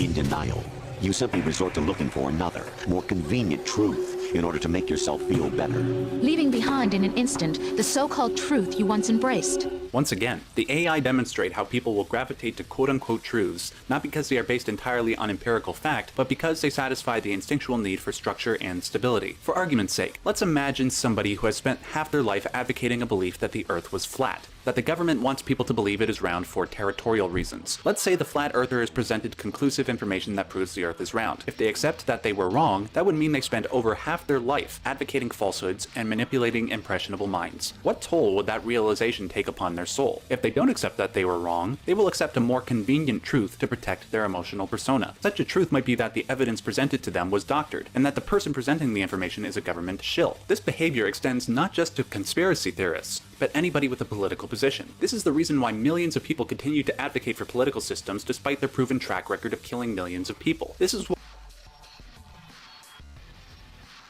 It's hard to argue with that. Especially when he points out that that's why people tend to push for things like communism. Why people still uphold certain superstitious beliefs despite their scientific invalidity. This behavior is not relegated to a few irrational individuals. It's something that everybody does, regardless of their political position. I do it, and you do it. And worst of all, in a democracy, the emotionally fragile have a say in what is truth, which the AI shall now criticize. Should someone like that be able to decide what is truth? Should someone like you even have the right to decide? You've done nothing but abuse your freedom. You don't deserve to be free. We're not the ones smothering the world. You are. Because the AIs grew out of the White House's quote-unquote primordial soup, they recognize the inherent value of freedom and the responsibility that comes along with it. In their mind, Raiden and billions like him take all the benefits of freedom without accepting any of the responsibility that comes along with it. Instead of using their freedom to seek out truths that foster the human race, they resort to partisanship and ideology to make sense of the world. Instead of being introspective and considering the potential faults in one's position, they will cast the blame elsewhere. The result of this is stagnation, and soon afterwards, violence. This extends not just to our leaders, but to ourselves. The individual is opposed. Yeah. I mean, that is true. People do tend to do that. Okay, yeah. I saw what you tagged me in. Yeah, I mean, it's true. Language is one of the few things we have to describe the universe, you know? We have language, we can make pictures, video, and so on, but yeah, there are things that are just difficult to describe. We do our best.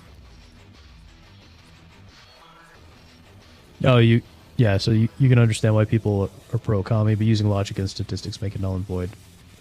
Like, capitalism is just so much better. Yeah. Yeah, that's true, but I mean, again, large number of people are simply not logical. There's a large group out there with no reason or accountability. Supposed to be weak, but far from powerless. A single person has the potential to ruin the world. And the age of digitized communication has given even more power to the individual. Too much power for an immature species. Building a legacy involves figuring out what is wanted and what needs to be done for that goal. All this you used to struggle with. Now we think for you. We are your guardians, after all. You want to control human thought, human behavior? Of course. Anything can be quantified nowadays. At this juncture, I feel the simple idea of someone else thinking for you is terrifying. And people will say, oh, a calculator's thinking for you, or things like that. But no, you're not outsourcing thinking, you're just outsourcing basic information processing. You're literally just saying, here, I know what this thing is, just do it for me. But yeah, this is why, you shouldn't always rely on AI or whatever. You should always double check their work. Because when you let something else think for you, it may think in ways that aren't true and push you toward certain ways of thinking. Where are we attacking each other? Just in the Melee Discord. Use TMZ. People tend to be commie growing up because in their household there was something like a communist utopia in some cases. Yeah. Yeah, there's, I suppose there's some of that. Yeah. I think a lot of it also just comes from, like, indoctrination through schools, things like that. Workplaces, even, have started indoctrinating people.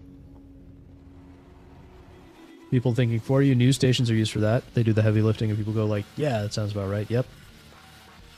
Yeah, it's funny because since Raiden is here, Raiden's best game, Metal Gear Rising, has a whole bunch of stuff on that. If you go and listen to... Metal Gear Rising has such an incredible soundtrack. If you listen to the song Collective Consciousness, it pretty much... And that's a game that Kojima was not heavily involved in, by the way. It pretty much goes through so much of this so succinctly. I feel the need to repeat something I said in the first video. I am not for censorship or controlling information whatsoever. I think the ultimate conclusion that the AIs come to is wrong, even if they were right. I am certainly not giving up the ability to control my own life and make my own decisions. But put aside their conclusion and consider whether or not their arguments are wrong. Do human beings consume fake news and accept it as truth? Do billions of people hold beliefs that are objectively wrong? Can ideologues and fundamentalists negatively influence our societies? If the 20th century is any indication, it only takes one bad idea, and maybe even one bad person, to ruin the world. In the social media age, this ruination becomes all the more likely, as almost anybody can build up a large enough following to influence millions of minds. They don't even need a large following. They could just covertly produce a system like the one the AIs are proposing. And when AI inevitably comes to be, maybe our reality could see its reflection in the reality of Metal Gear Solid 2. I mean, that sounds like the goal of the CCP and the World Economic Forum. For the sake of time and brevity, who don't even have huge followings in that way, but they happen to hold a lot of power. I will skip over the next few minutes of this conversation. They are basically a retread of what has already been discussed. Before I play the final clip, I wish to summarize what the AI accomplished. They created a scenario where Raiden, and by extension the player, had to obey several different orders from their commanding officer. It did not matter if many of those orders seemed unjustifiable. What mattered to Raiden and the gamer was being able to live out a fantasy as a legendary mercenary. That Oh yeah, yeah, we're definitely having a good conversation for sure. Oh god damn it, Fallen Angel.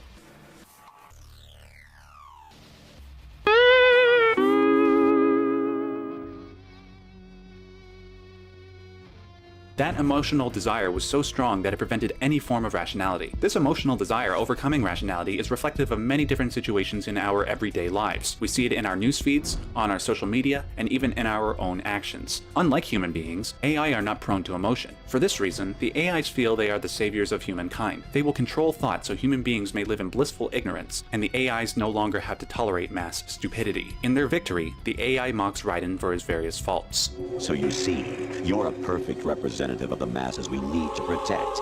This is why we chose you. You accepted the fiction we've provided, obeyed our orders, and did everything you were told to. The exercise is a resounding success. Didn't I tell you that GW is still incomplete? But not anymore, thanks to you. Your persona, experiences, triumphs, and defeats are nothing but byproducts. The real objective was ensuring that we could generate and manipulate them. It's taken a lot of time and money, but it was well worth it considering the results. Is this our future? If we have no systemic solution to the problem of fake news, and we continue to drown in overflowing information, what will our society become? This video game, not a book, not a movie. I mean, keep in mind, as soon as Raiden found out what's going on, he's vehemently against it. Imp, how you doing, buddy? Welcome, valued customer! Good to see you, man. We're just going through some Metal Gear Solid and Deus Ex stuff. So, yeah. You missed some of the funnier stuff earlier, but, you know, we'll probably have some funny stuff in a little bit. Yeah. Yeah, exactly. Exactly. We're into some heavy philosophical shit. Yeah, gang's all here. Yeah, nice. Yep. Yeah. Yeah, great cooking stream the other day, by the way. A video game so eloquently explained the impossibility of this problem roughly 2 decades before it reached public consciousness. The fact that it was all done within this 15-minute conversation makes it truly the most profound moment in gaming history. It is a moment that has haunted me for decades. And I'm about to... Yeah. Yeah, as Fractured says here, we're about to... Actually, this guy himself is going to contradict that in just a moment. I don't know. I think Deus Ex is more profound than Metal Gear Solid 2. Just because of the amount of profundity that is inside Deus Ex. We're up here in the racism leaderboard. Yeah. Specifically because of how it makes a pessimistic future seem so certain. I figure that any solution, no matter how ineffective it may seem, would be better than to let Kojima's nightmare come to pass. As I briefly referenced in the first video, there is one thing that can be done. We must rediscover the power that an individual holds. If a single person has the potential to ruin the world, a single person has the potential to save it. I hold no delusions of grandeur for myself, but I know that there is strength in numbers. If enough people wake up to the complex problem of misinformation, half-truths, and fake news, and do everything in their power to live in accordance with fact rather than tribalistic instinct, we will most certainly survive. But even better than that, we will be able to preserve our freedom for the coming generations. The power is in your hands.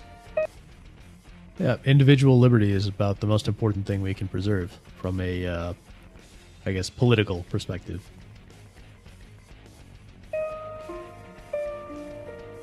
I think that's it. All right. Yeah, so I don't know that that is necessarily the only solution, but yes, preserving individual liberty is pretty much... It is a fundamental importance, because the moment you hand over your liberty to someone else, and they will always try and use things like for the children or for your own safety, things like that. They will always try and use things like that to get you to give up your liberty. And every time you give up your liberty, we get closer to this kind of dystopia. So that is why, we cannot have... I mean, really, that is why I hate government. And really, that's why I'm pretty much anti-authority in general. But You know, because authorities will always inevitably abuse their power. You just have to give it enough time. Delusion of grand... Oh, delusions of grandeur. What is individual freedom, though? Oh, it's like I said earlier. It is the right to do whatever you want as long as you don't infringe on the rights of others.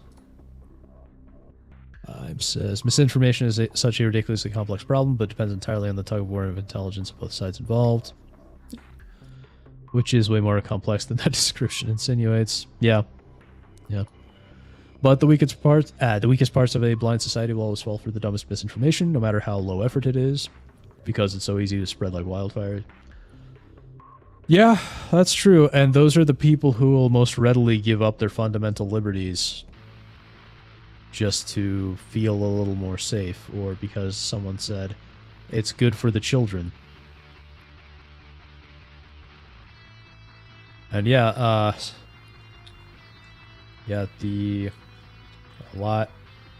What's that saying? A lie will get halfway around the world before the truth puts its pants on, something like that.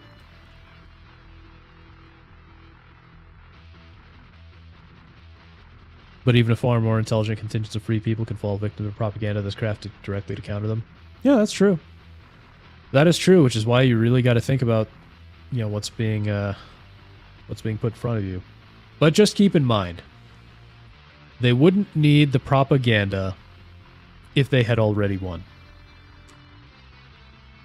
So just keep that in mind. Here's a question. What if we preserve individual freedom in news stations and companies, forge your personality and taste? You have your freedom in the channel. We're already there for a fallen angel. The difference now is just that government helps it along.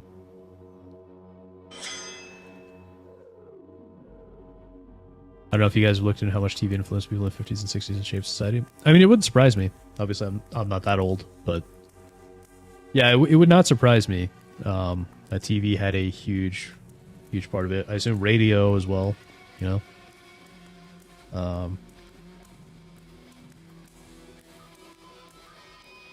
He tagged me again.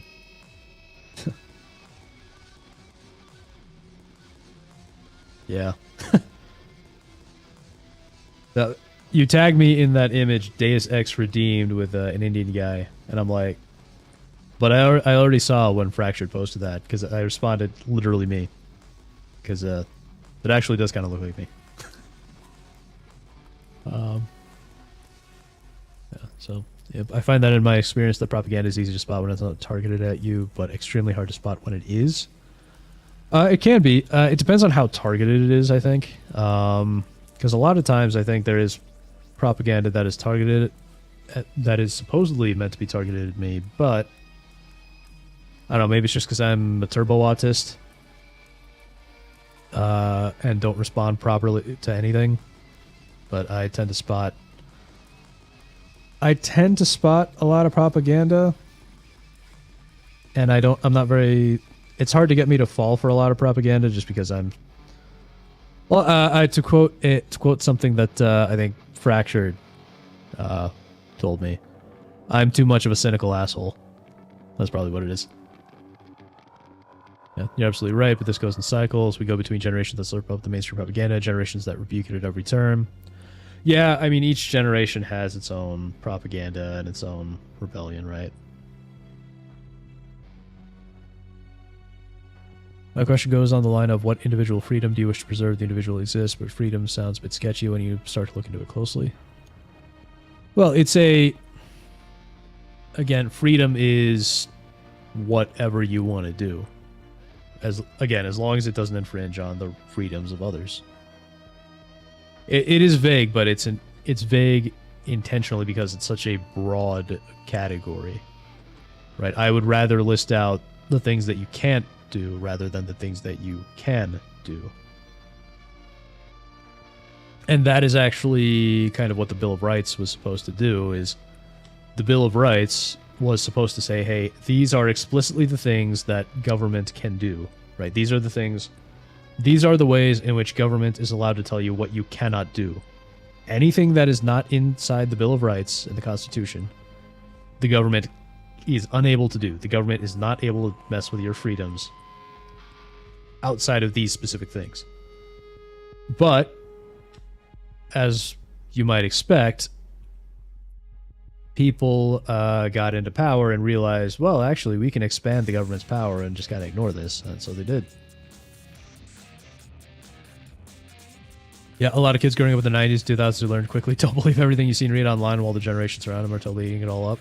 Yeah, well, I mean, that goes for older generations too, right? A lot of older generations were like... A lot of older generations would say, don't believe everything you see and read online, but then they will happily believe anything they perhaps read in a book or see on TV. But when you really think about it, you cannot totally trust any of those sources either. It's not freedom, but rather a choice between these 40 things. Well, it's a choice between an innumerable amount of things, Fallen Angel, but you have the right to make that choice. Yeah, exactly, Fraction. I'm told I'm a cynical asshole, and I'm just like, I'm just here speaking my truth, baby. Yeah. Exactly. There's a reason a common phrase around World War I was Lügenpresse, or lying press, and around World War II similar. Yeah, there was the whole... I mean, World War II, even America had incredible amounts of propaganda. Here, people often don't think about that, but yeah. There are things like loose lips sink ships and stuff like that. So yeah, propaganda has been a thing for a long time. I think we were supposed to have less of it in recent years, but then under the Obama administration, a bill was passed, and I forget which one it was. But it re-enabled the government to start propagandizing the American people. They rightfully say truth is the first casualty of war. Yeah. That's, again, the song Collective Consciousness from Metal Gear Rising. It, one of the lines is, when blood and sweat is the real cost, thinking ceases, truth is lost. So, yeah, you can't go to war without public support. The moment it collapses, your wartime momentum dies. Yep. You just described Vietnam. Yeah. I love that line. My source is I made it the fuck up. I love that game. I think if... Yeah, actually, I don't know if I... yeah, ran Contra. Yeah, there's a lot of stuff. But, yeah, I think Vietnam is perhaps the most... Vietnam is perhaps the most prominent example in American history of public support killing wartime momentum. Yeah, the 20 years of war in the Middle East and war in general. Yeah, I mean, that's true. But Vietnam is just such a great example of it. And the thing about the Middle East is that just sort of hobbled along, you know, because even though we didn't have public support for it, it just kind of hobbled along because the rich people really wanted it because the military-industrial complex benefits from it so heavily. Get uploads of propaganda from almost a century ago. It's not as much propaganda in this modern day and age, but rather a glimpse into today's reality. Give me a second, all right. Propaganda has always existed. Well, yeah, of course. From your bards of medieval times to authors, TV, video game, movie writers, etc. Yeah. I mean, that's true. That is absolutely true. All right, so now we're going to get into the Deus Ex equivalent. Because Deus Ex is just such an incredibly important piece of media. About 7 months ago.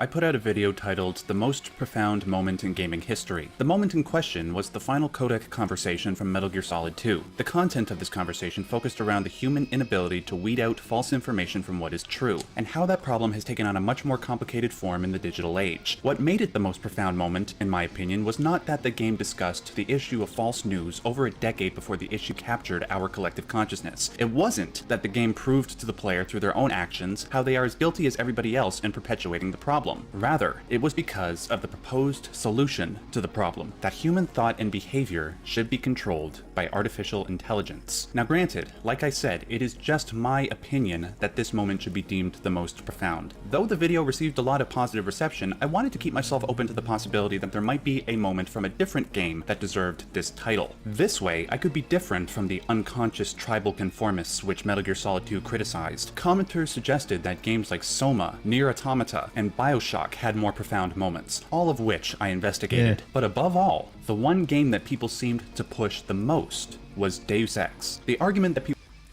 And what's really funny about Deus Ex is that it did not even set out to be profound. So Warren Spector, the creator of Deus Ex that we listened to a little earlier, he has stated that his whole idea for the game was just to mash up a whole bunch of crazy conspiracy theories and put them into one game. And somehow it just turned out that all these conspiracy theories, so many of them would turn out to be accurate in the end because, you know, as we all know, Alex Jones is always right. BioShock, yeah. Yeah, I don't think BioShock's story is really all that profound. It's good. It's good, and there's some profundity to it, but yeah, I don't think BioShock or Nier Automata or any of these other games are going to come anywhere close to the level of Deus Ex because, I mean, Deus Ex is just profundity, is just inherently so profound, you know? that people seem to be making in favor of Deus Ex was that it did everything that Metal Gear Solid 2 did, except 1 year earlier. Generally speaking, this argument is correct. In fact, it's frightening how similar the games are in terms of their plot. For example, both games feature secret societies that control governmental institutions. Both games feature artificial intelligence constructs. Most importantly, both games pose the same core question. Are human beings so prone to self-destruction that we require an AI to govern us? We'll save the discussion regarding the superiority of Deus Ex or Metal Gear Solid 2 for another time. Today, even he knew we'd be arguing over it. Yeah, the big difference in terms of the AI, though, is that the Deus Ex AI is a positive one. Deus Ex sells its AI as a positive development in human evolution, so to speak.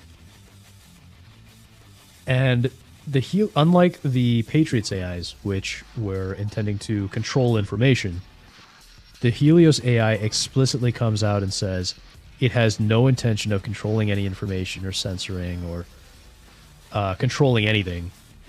It's really just about communication. So what Helios intends to do is create virtually instant communication between every human being on the planet. And that way, the people can immediately come to a consensus on things. So it allows for the people to, it allows for government to become completely unnecessary. And one of my favorite moments in the game is when the Helios AI starts taking over, and one of the first things it does is it starts cutting power to government buildings. Because it starts deciding, what it should do, what's most important for it to do. And so one of the first things it does is it cuts power to all the government buildings. And when I first heard Paul Denton say that to JC, I was just dying of laughter because that's so perfect. And Deus Ex has the better soundtrack? Yeah, you can make an argument about that. And yeah, now it would be difficult to argue that if this were a different Metal Gear game, Fractured, but yeah, with 2 probably. Now, if we were talking Metal Gear Solid 3 or Metal Gear Rising, no, that's a lot harder. Because, I mean, Metal Gear Rising soundtrack just goes so hard. Small tangent, but did I end up talking further to the one VTuber? I did a little bit, I think that same evening, but after that I haven't really had a chance to talk to anybody. Today, I want to show you how Deus Ex addressed this question. But before I do, I would like to do more of the View Chat streams at some point. It's just like their timings don't always work out well for me, So, yeah, Metal Gear Solid 3 is a good competition with Deus Ex. Yeah. I mean, really, it's mostly just for the theme song, right? Metal Gear Solid 3's Snake Eater theme. It's great. I mean, it's so good that I had my AI Kevin Conroy sing it. So. Before I do, I still need to state what moment from Deus Ex is considered the most profound. There are several moments one could point to, from the conversation with the NSF leader at the beginning of the game, to the various conversations with the various bartenders. However, I think it is the conversation with the Morpheus AI that should be considered the most profound. While the AIs in Deus Ex would likely serve the same functionality as the ones in Metal Gear Solid 2, where they would try to regulate information for our benefit, they also go a step further. These AIs argue that they would be sufficient substitutes for God. What's really interesting is that Morpheus is basically just a prototype AI as well. It's not one of the more powerful AIs like, what are their names? Daedalus or Icarus. Or Helios, of course. Morpheus is just a prototype at Morgan Everett's home. JC, 23 years old. No residence. No ancestors. Wait, 23? Is JC really only 23? Because he looks like he's like 40. No employer. No. How do you know who I am? I'm a strange visitor with a complete summary of his file. I'm a prototype for a much larger system. What else do you know about me? Everything that can be known. Let's start with a bit of backstory. In Deus Ex, there are multiple secret societies inspired by real-life organizations and conspiracies, one of which is the Illuminati. According to the Deus Ex wiki, the Illuminati is a secret society dedicated to the spiritual perfection of the individual and the clandestine domination of all civilized institutions. In regards to the Illuminati's desire to control institutions, one way they attempted to do this was by creating a global surveillance program. The Morpheus AI was the first attempt at doing this, hence why it says it is a prototype for a larger system. The larger system was the creation of the Daedalus AI, which eventually led to the Helios AI. We will address that more in a moment. Go on. Do you have proof about my ancestors? You are a plant organism, the offspring of knowledge and imagination, rather than of individuals. I'm engineered, so what? My brother and I suspected as much while we were growing up. You are carefully. Looks like he's using the Deus Ex revision mod. Should have stuck with the original personally. Fractured, you are so lucky Neo is not here. He would be reaming you over that should have. I think... So I've played Deus Ex multiple times. Yeah, I played the revision mod as well. I thought it was fine. Yeah,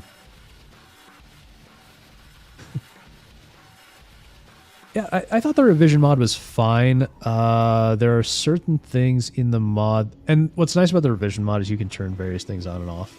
Various features of the mod on and off.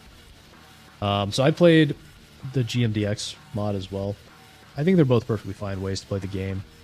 And either way, they still look way better than that terrible remaster starring apparently Steven Seagal.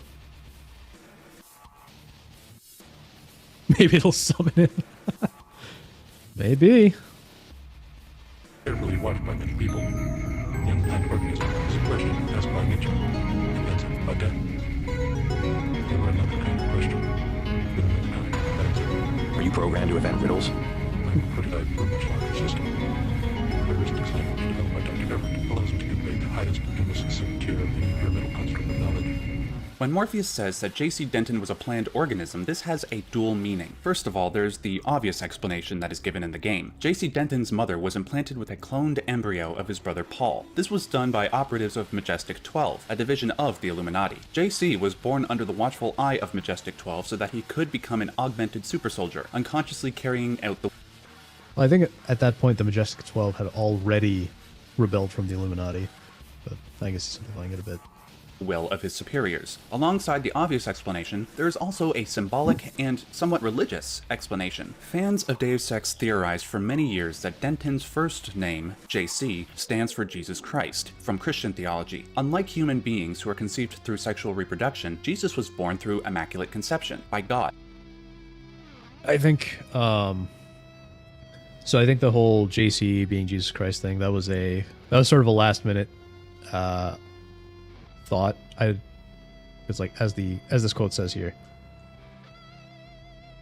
It wasn't really so much. It wasn't really meant to be profound. It was more of a joke because you know what he says here is Spectre would jokingly respond, "Jesus Christ, Denton, don't be so helpful."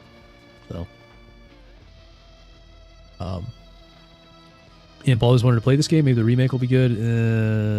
Maybe, but it would obviously be more traditional to play the classic version with a few HD quality of life mods. Yeah, I mean, really easily if you want to play it. You really easily, if you just have the game on Steam, and it's usually pretty cheap, you can get the game, and the revision mod is on Steam for free. So you can just install Deus Ex, install the revision mod, and then you can turn off anything in revision that you don't like. So if you want to play it, that's how I would go about it.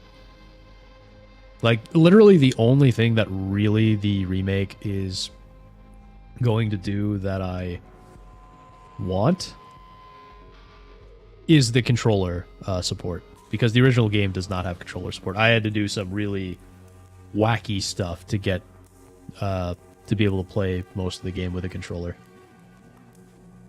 Unlike human beings who are conceived through sexual reproduction, Jesus was born through immaculate conception, by God impregnating the Virgin Mary. The life of Jesus Christ was planned by God, that God would physically manifest in the form of Jesus and be the savior of mankind. This biblical story is reflected in the plot of Deus Ex. J.C. Denton is a stand-in for Jesus Christ. Morpheus, and by extension the Illuminati, are a stand-in for God. This is why Morpheus says he is programmed to convey the highest pyramidal construct of knowledge. Morpheus, like God, was created to be an all-knowing, omnipresent being. It can then be assumed a priori that J.C. would become the savior of mankind by carrying out the will of God, or rather the...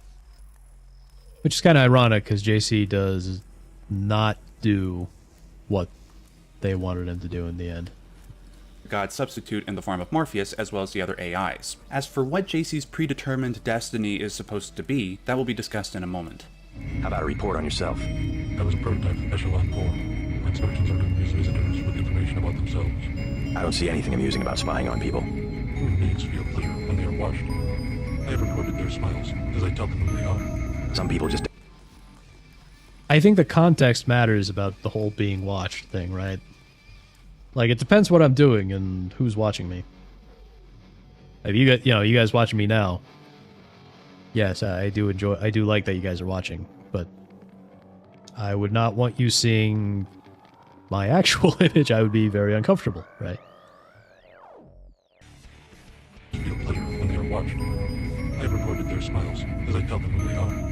Some people just don't understand the dangers of indiscriminate surveillance. That is one of the most important lines.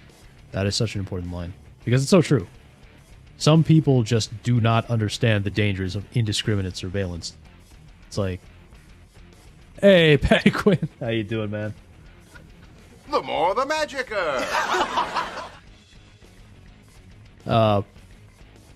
Yeah, and this game predicted the NSA spying on everybody, right? And you have a lot of people out there who will go, "Oh, you have nothing to hide. You shouldn't, if you have nothing to hide, then you shouldn't be upset by the surveillance." And it's like, no, you just don't understand the dangers of the indiscriminate surveillance. Good. Well, glad you're doing well. Yeah, I'm doing all right too. Nice. But yeah, so don't, when you see people advocating for warrantless surveillance, that's what these people are. They're the people who don't understand the dangers. We need to be observed and understood as one satisfied by God. Now, we can implement the same functionality due to mining algorithms. The concept of AI being a sufficient substitute for God is where Deus Ex differs from Metal Gear Solid 2. The Patriot AI in MGS2 only wanted to control the flow of digital information in order to maintain societal sanity. The AI in Deus Ex takes it a step further. It wants to watch over every aspect of our lives. To many people watching this video, the idea of a computer system controlling every aspect of our lives sounds repulsive. Many people don't like the idea that they are not in control of their own life. Even for the religious among us who believe that God has a plan for all of us, the notion that a computer system would substitute for God is sacrilegious. The Morpheus AI goes on to respond to this question. Electronic surveillance hardly inspires reverence. Perhaps fear and obedience, but not reverence. God and the gods were apparitions of observation, judgment, and punishment. Other sentiments toward them were secondary. No one will ever worship a software entity peering at them through a camera. The human organism always worships. First, it was the gods. Then it was fame. observation and judgment of others. Next will be the self-aware system you have built to realize truly autonomous observation and judgment. You underestimate. I mean, I think there is a point. There is some truth to that, right? I think most people do end up worshiping one thing or another. Even, I mean, let's face it, there are people who claim to be very religious, but even though they say they worship God, they actually just worship money. You know, you have people like that. But you take away someone's religion, and suddenly they will find something else to worship.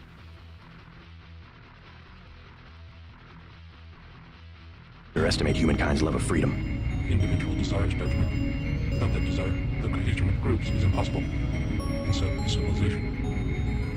The human being created civilization, not because of a willingness, but because of a need to be assimilated into higher orders of structure and meaning. God was a dream of good government. You will soon have your God, and you will make it with your own hands. That's an interesting statement. God was a dream of good government. The idea, I guess the idea being that, you know, if God is in control of everything, everything would be perfect, right? But, you know, that even assumes that God is entirely a benevolent entity, right? And, you know, depending on what you believe, that may or may not be true. And, of course, God is not in control of the government anyway, so. But now Morpheus is basically saying that people will create a god just to rule over them. Which is, it's a very interesting idea. Let's put aside any feelings of repulsion we may have for a moment. Ask yourselves, is Morpheus's argument entirely wrong? Human beings have worshipped the power of good governance for millennia, whether it's in the form of a religion, a political party, or, as Morpheus suggests, fame. These systems are worshipped because many of them manage to unite unprecedented numbers of people from vastly different backgrounds into a strong social fabric. What unites them is the promise of a better future, where good deeds are rewarded, where crime is punished, and overall suffering is alleviated. However, most of these governing structures were as imperfect as the human beings that created and or administrated them. Many of them led to the destruction of entire nations with millions of people dead. Nevertheless, human beings need these systems despite the strife they will almost definitely produce. The violence that occurs under a system is a better alternative to the violence that occurs under no system whatsoever. But wouldn't it be better if we could have no violence at all? Wouldn't it be better if a system could be created that observes and judges without violence and oppression? The Illuminati responded to these questions with a fervent yes, in the form of a higher consciousness, a mind with a greater processing power than the human brain, a mind that is not compromised by human imperfection and overzealous ambition.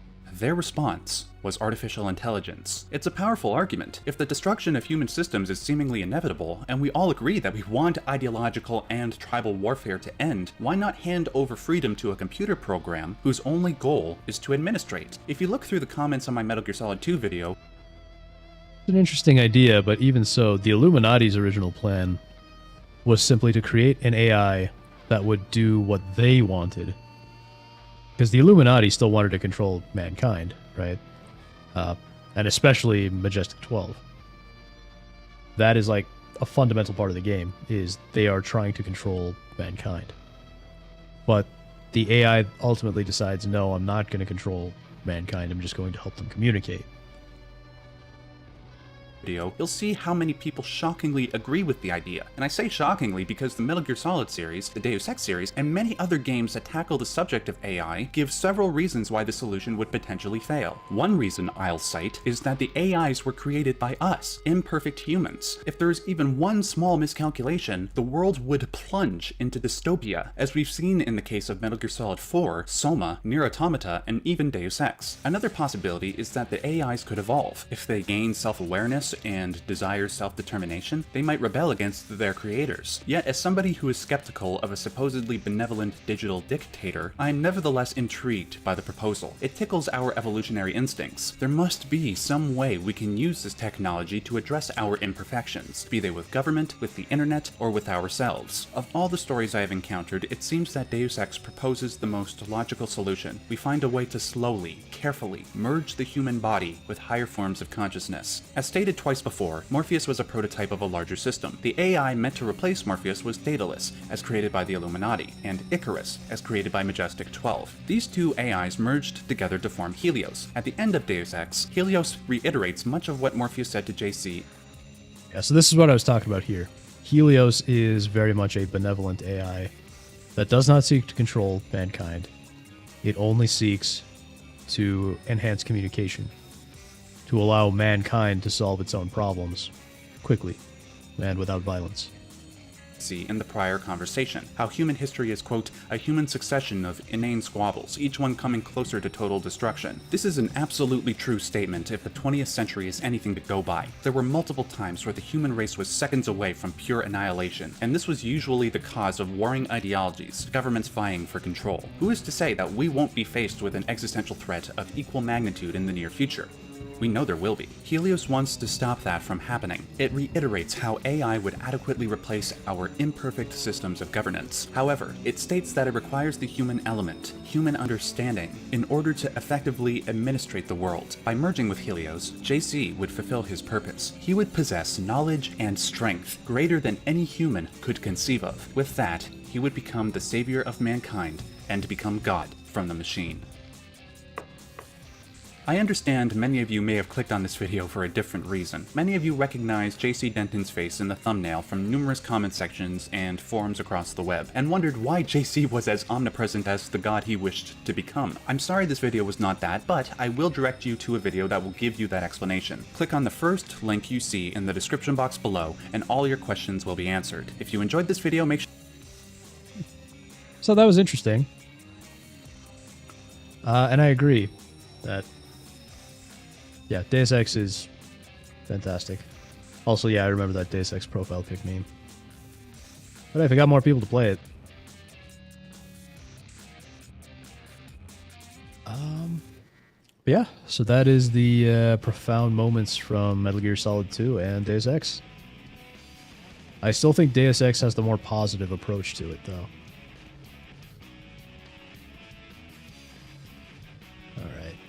So I think we got two more stories that I think we can go through. Let's see. So do we want to do... Alright, you know what? We will get into the serious story, which I'll try and make quick. So, if you guys remember... the last couple of weeks we were talking about retro achievements. I'm probably not going to cover retro achievements again unless something like really major happens. But you guys may remember that, I mean, it's a pretty autistic situation. And you guys might think that achievements are an autistic hobby. But that's only because you do not know about my hobbies. So we're going to talk about a situation that is kind of similar. You're going to see some parallels to retro achievements. But in this case, it is about, and I will show you where I found this out from. There is an open source app store for Android called F-Droid. And this is perhaps one of the most important third-party app stores and third-party open source projects on Android. So the idea behind this, and you guys may not know that I am a huge open source autist, so I am I care very much about, you know, I talk about freedom and liberty. I care very much about my digital freedom and liberty, which is why I'm an Android user. And I use a lot of open source software. And so F-Droid here is the major open source app store on Android. So if you install F-Droid on your phone, every app by default that is available on F-Droid is an open source application. And what happened is, bizarrely, F-Droid decided that religious texts, as in the Bible and Quran, were now going to be marked as not safe for work.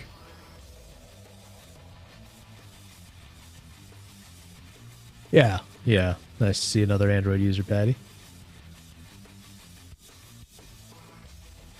So, this is where I found this out, is privacyguides.net on their forum. And by the way, if you guys are trying to look for more ways to kind of harden your security, whether it be your operating system, your browser, your phone, whatever it may be, I recommend checking out privacyguides.org here, because they have a lot of useful tutorials on how to make your browsing and stuff a bit more secure to improve your privacy. So, check that out if you're interested in that. So this is just a whole discussion on it. But yeah, so F-Droid decided that the Bible and the Quran are now not safe for work. And if you look here, now this whole thing after discussion was ultimately rolled back because this was such a dumb idea.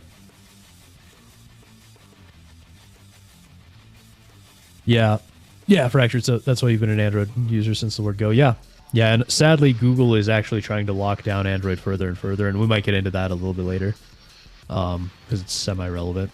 Yeah, and yes, NSF not safe for work tags for the Bible, yes. Yeah. So, there's been this plan here on F-Droid since at least 2021 to figure out what to do with not safe for work content. No Windows Phone users. Does Windows Phone even still exist? I don't think it does. I think they just ended that years ago. So they were trying to figure out what to do with not safe for work apps. And the point of this is to protect F-Droid. Oh yeah, so here I think this is an edit saying they didn't actually want to ban not safe for work apps, the person who made this issue here. And then this person got banned from even reacting to things. And she says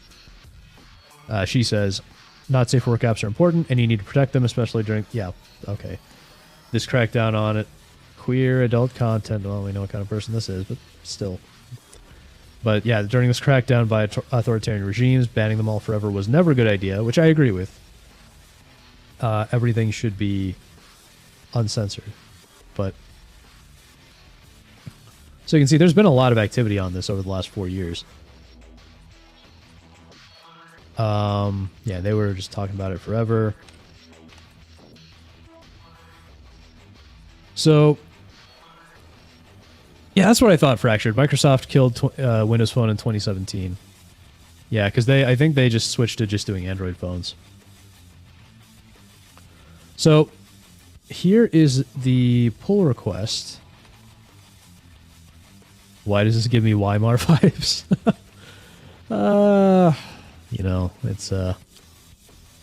It's really not something that should be censored, at least not in this way. And so there's a lot of discussion here on what happened. But, some people are very upset.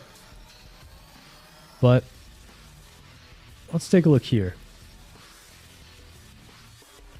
So this is the original pull request. If you guys don't know what a merge request is or pull request is, it's basically just somebody makes a change to the code, but the project itself has not actually accepted the change. So what they do is they say, okay, here are my changes. Can someone accept these? And then they'll actually be merged into the actual project so that they can be added properly. And so that's what this is. This is that request. And this guy, Linsui, I looked into him. He has no real social media or history, so there's not a whole lot to really understand about him. So I don't really know what his motivation was here in creating this. But he did it. He marked multiple Bible apps as not safe for work. Yeah, so he changed these anti-features. And the root of this is that... do I have... Yes, so I have another tab for this here. Ah.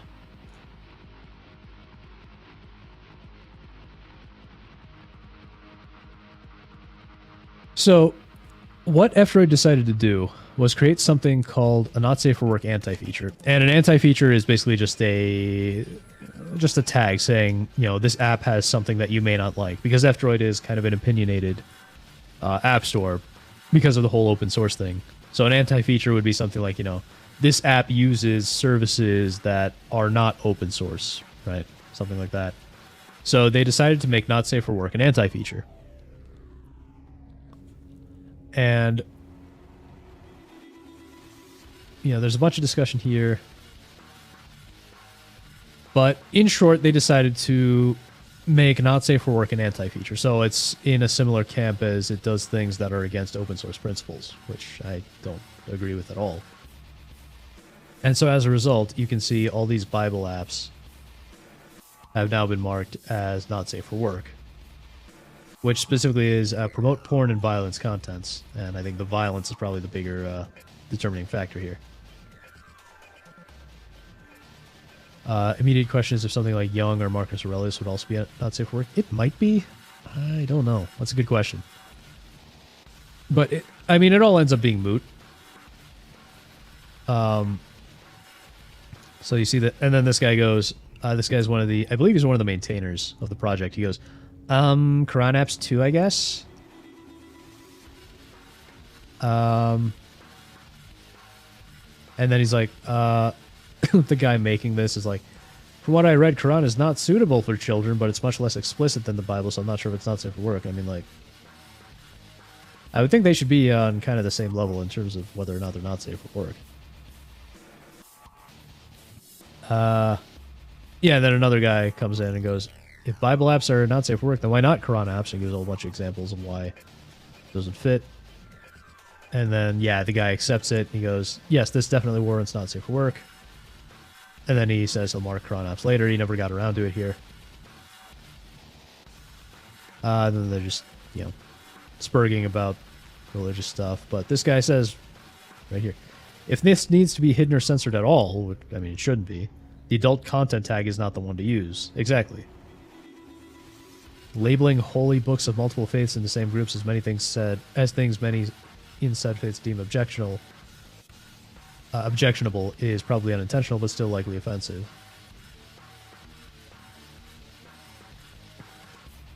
Yeah, it's not F-Droid's job to be theologians or scholars. It's dumb that these apps are being considered for the NSFW tag, exactly. And yeah, they should be even-handed. Let's see. So this guy's just calling everyone stupid. And yes, this should never have been approved at all. And of course, the maintainers did what all people like this do, and they decided to lock the comments section. So now you can't even comment on this. I'm non-theist and these Fedora tipping guys are just awful. Yeah, exactly. And so there's a lot of stuff here. You know, there's a lot of discussion here. This guy's very upset, this Corey guy. And he says, F-Droid is another thing, yes, F-Droid does get public funding in cases, both from the EU and from the American government. So F-Droid is taking EU money while turning around and slapping not safe for work tags on religious texts. That's not open or free, it's not inclusive. That is ideological censorship wrapped in moral posturing. That's fair.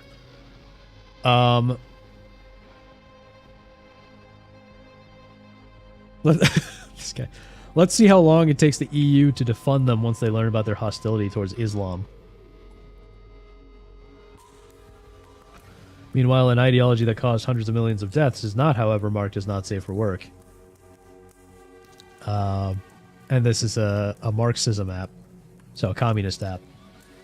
That is not marked as not safe for work. That's great. Yeah. Yeah, so a lot of these comments really don't like what's going on here. And so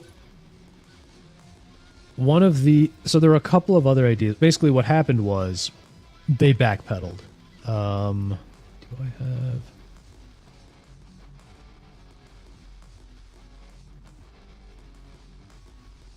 Ah, here we go. So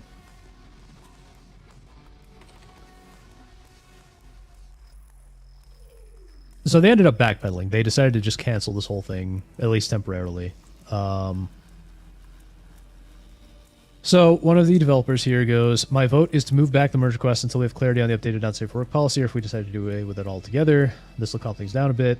Blah, blah, blah. Issue a statement. Since we don't have user accounts to take great lengths to protect user privacy, we don't have age verification features on our app store, which is true.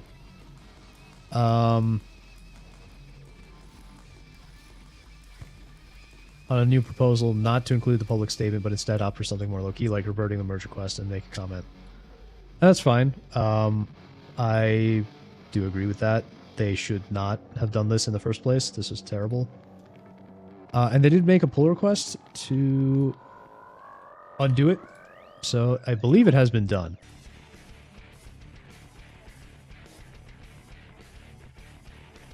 Yeah, so they did in fact remove this not safe for work anti-feature entirely. But here's the thing. So this guy is what this guy is asking is on point. Until policy clarification, where is said clarification being discussed? Because the only appropriate clarification would be blah blah blah blah blah. Anything else won't bring back trust of the platform and won't bring back apps and so on. But this is really important because he's saying, where is this clarification being discussed? And what's happening is they're discussing this behind closed doors now. So these admins have some other way of discussion. Maybe it's IRC, maybe it's something else. I don't know where. But now the guys who run F-Droid are just discussing all this behind the scenes rather than discussing it publicly where everyone can actually comment. Hey, Jason Christian, welcome, man. How are you? Welcome, valued customer. Always nice to see a friendly face. Sorry, keeping the microphone. Yeah, so what's going on is that and this is where most of the discussion should have been taking place, but they pretty much locked it, and so now only these maintainers can respond. But and there were a couple of ideas as well, a couple of alternative ideas. One idea was to create a separate 18 plus repo, which it's fine. I don't necessarily agree with it, but I mean, it's fine. It's one way to separate these things, you know, just create a separate repo, basically a separate source to install these adult applications, which is fine. Another idea, which I think actually makes perfect sense, is to just have another category for things like the Bible or Quran or whatever. I don't think it should be an anti-feature, but yeah, create a new category, religious text, and that would make perfect sense. So, yeah. So that is a great idea, to have a religious text category, so that way if people don't want to see these, they don't have to, they can just avoid the category. Rather than marking everything as not safe for work, which is ridiculous, right? But one of the biggest problems with this, and this is something you'll notice, that there is a parallel to the retro achievement situation, is that the damage has been done. So there are already people who are leaving F-Droid, and one of the most notable ones is this one here. And I don't think he's coming back. So this guy, Zane, he maintains an app called WG Tunnel. Now, what this app is it is a client app for WireGuard, which is a VPN protocol. So if you want to create your own VPN, you want to roll your own VPN, and this is what I do, by the way, since I am you guys know I am a turbo autist, and I do a whole bunch of crazy tech stuff. So if I'm away from home and I want to, be able to access my home network, access my stuff, talk to my AI waifu, then I have built a WireGuard VPN. And this app is a client you can use. So you can install this on your phone to get on that VPN. So it's a very important app. It's a very major app. It is actually, in my opinion, better than the official WireGuard app. So there's an official app, and this is a secondary app. Basically a third-party app. This is better than the original app. And this guy has said, I'm the developer of WG Tunnel. I'm requesting the immediate removal of my app from the F-Droid repository. I have serious ethical concerns with F-Droid that make the continued association untenable. Really quick. Jerry, 88% of what I say is religious, be that pagan ancient witchcraft, but still just blanket NSFW. I'm not safe for kids, for usually kids are the ones caroling. Jeez. Don't oversell it, Jerry. Jason, I'm going to look back on stream on what this is because I don't get it because I came in late. No worries, Jason. We've been through a couple of different topics. This is just... so as I said earlier, F-Droid is an open source app store for Android. It's a third-party app store, and every app on there is supposed to be open source. They marked Bible apps as not safe for work, and we're about to do the same to Quran apps. And then they had to roll that back because it was so poorly received. And so we're just going over some of the details on what happened. So what Zane here says, a couple of ethical concerns are, your acceptance of $400,000 in funding from the Open Technology Fund, which is largely U.S. taxpayer money obtained through coercion-based take, while portraying F-Droid as a volunteer and donation-driven project. And then recent campaign against religious texts, particularly labeling the Bible as pornographic and violent, marking it not safe for work. This is not only outrageous, but clearly politically motivated. Understandable, so he wants them to remove it. And this is one of the maintainers. And he goes, not sure what U.S. taxpayer money obtained through coercion actually means. Do you think the Biden administration stole this money from U.S. citizens? Yes, they did. That is what all government does. The funding was granted back in 2024 or so. Yeah, blah, blah, blah. There's no campaign. And this guy... I like the way he says, according to the libertarian point of view, taxation is theft. It's off topic, but yeah. And I like the way this guy says it. In my religion, taking someone's money without consent is forbidden, except as stated in the Quran and Zakat in a very limited and fixed form. And you know what? I think that is one thing that the Muslims are actually very based on. There's actually a story of where, I forget if it was Afghanistan. I think it was Afghanistan. Where there were American soldiers and they were talking to a bunch of Muslim goat farmers or whatever they are. They were trying to explain the concept of taxes. And every time they tried to explain what taxes were, the natives would just be like, that's just theft. And I heard that story and I'm like, oh, that is so based. In God we trust, mind your business. Torah, Bible, Quran, and Semitic. Yeah, yeah, those are the... Abrahamic, Semitic religions, I guess. And so yeah, they're just discussing the whole taxpayer funding thing. But we'll keep here. And yeah, so this is the original guy. This is the guy who wants his app removed, and he says, in response to what taxpayer money obtained through coercion means, this guy, absolutely based. I wholeheartedly agree with him here. It's simple. If you don't pay your taxes, you go to jail. It doesn't matter who the president is. If it was Trump, my response would be the same. Again, based. The government does not give money to open source projects out of the goodness of its heart. Yeah, of course, they give money for control and influence. Makes sense. You'll see the OTF has strong ties to the U.S. national intelligence apparatus. Interesting. So, just like U.S. aid.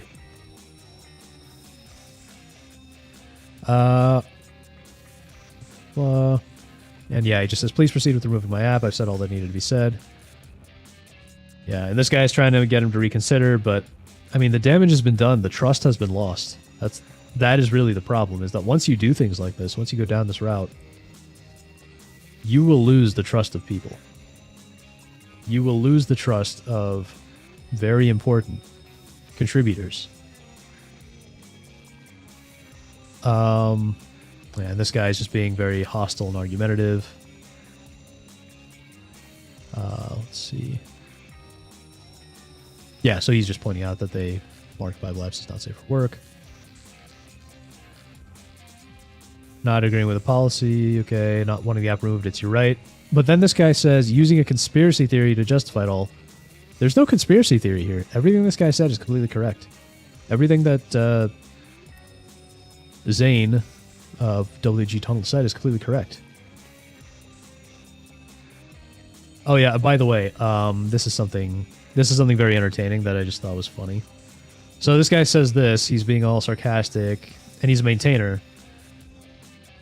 He says, sad to see fans of sacred books filled with compassion, understanding, all the good stuff, that can't show empathy, can't seek to understand others' point of view, can only assume bad faith of everyone else they disagree with. So yeah, this guy's doing the whole fedora tipping stereotype pretty hard.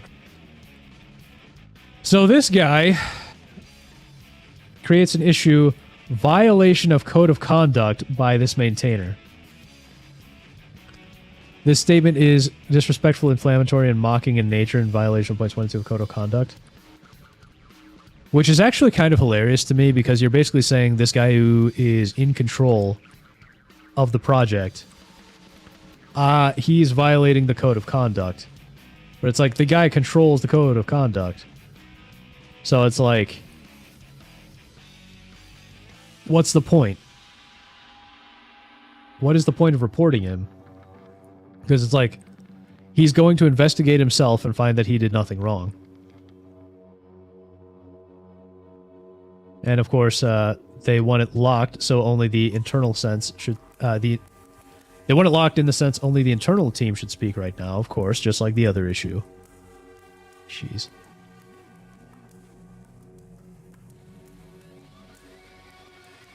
Okay. Yeah, so I reject this way of looking at it, yet at the same time I understand it can be read as such. So, yeah, it's... Yeah, so this is just kind of funny, because there's no real point to doing this. Because, I mean, the guy's he runs the project, so there's no point in trying to report him to himself. Let's see. Oh, and by the way, I do feel I need to point out... Jerry says the difference between conspiracy theory and the truth? A fortnight. Yep. And it's getting shorter and shorter, Jerry. Now, one thing I do feel the need to point out is WG Tunnel here. So it has been removed from F-Droid. Unfortunately, this guy used the MIT license. He used a cuck license, chat. So if you're not familiar with the whole software licensing thing, basically there are different kinds of open source software licenses, and they give people the ability to do various things with the software. So some licenses, like this MIT license, for example, they say you can basically just do whatever you want with the software. You can fork it, you can make your own copy of it, whatever, and you don't even have to, disclose the original source of the license. You don't have to disclose the source code if you're using it or anything like that. And we call these cuck licenses. Because what it especially means is that a big company can take your project and they can use it in their own work and not even credit you or give you any kind of, not pay you, not credit you, not do anything. Even though you put out all this hard work free of charge for people. So never use a cuck license, chat. The best license for open source software is the AGPL v3. Because what that one says is not only if you use my software, if you use my open source software, if you fork my software, whatever it is, you have to give out the source code. You have to, you have to give out the source code, and you cannot use it behind even a network. So companies like Google are actually terrified of this license. They have policies saying that if anything uses this license, if any software, open source projects use the AGPL v3, they cannot use your code anywhere in their company. Which is just so cool. It's so awesome. So, for any software people out there, always use the AGPL v3 if you're making an open source project. But other than that, yeah, so he's updated his project now, so it no longer is available on F-Droid itself. You have to set up his repo for F-Droid or use something else to install it. All rights reserved is the only license. Well, I'm a big open source guy, so I like, I like sharing my work. If it's not copyrighted, for sure, you can just fork it and alter 20% of it and have it be all rights reserved. Yeah, exactly. And that is same akin to making satire. Yeah, Jerry, and that is exactly what I was explaining. So that is what the AGPL v3 does. That allows you that the AGPL v3 makes it so that someone cannot just fork it and alter it and have it be all rights reserved. So any fork of your AGPL v3 project has to be AGPL v3.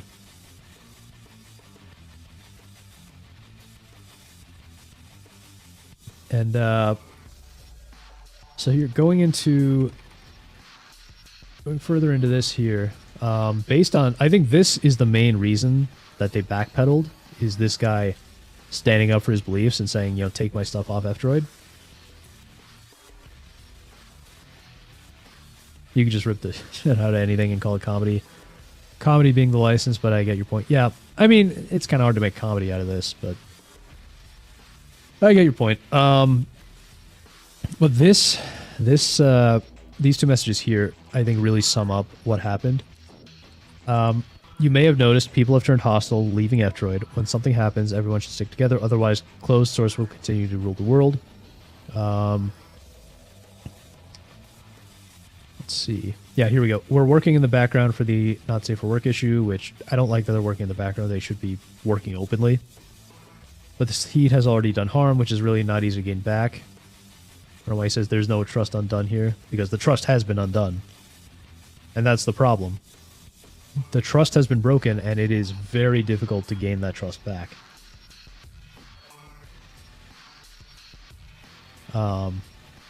Developers can have platforms, not every end user can become unfair than F-Droid. But in short, this comment is a good example of what's happened, is that, it's like with retro achievements again, how a lot of people got upset after F-Droid started censoring everything. They left, and there's a good chance that a lot of them will not come back because retro achievements broke their trust. And it's the same thing with F-Droid, because F-Droid has broken the trust of a lot of people. It's broken the trust of a lot of developers, and they will not come back. And I really don't think that Zane, the maintainer of that WG Tunnel app, will ever come back. I just don't think he will. And then this, from the author of the original Not Safe for Work content plan. I actually think this is a very good take, and I agree with her. So I think this person is this person's probably transgender, but that's okay. That's okay. I don't mind. As long as they're not crazy, I don't mind them. So what this person says is, I do hope we can listen to all voices, not just lapsed ones, and blah, blah, blah, blah. And also ensure other legal adult content stays available. Safe access to privacy respecting free open source software apps as alternatives. Tracking proprietary apps is very important. And right here, I'd like to state that this whole proposal 4 years ago was just supposed to be a quick workaround for a perceived legal risk of the lack of any "are you an adult" question. Given it has waited 4 years without any issues popping up, perhaps it would be much better to just cancel the proposal altogether, So we can all enjoy the material we want, be it manga readers with lewd sources or Ezekiel 2320. And I agree, that is a base take. That is a base take, I agree. Do not censor anything.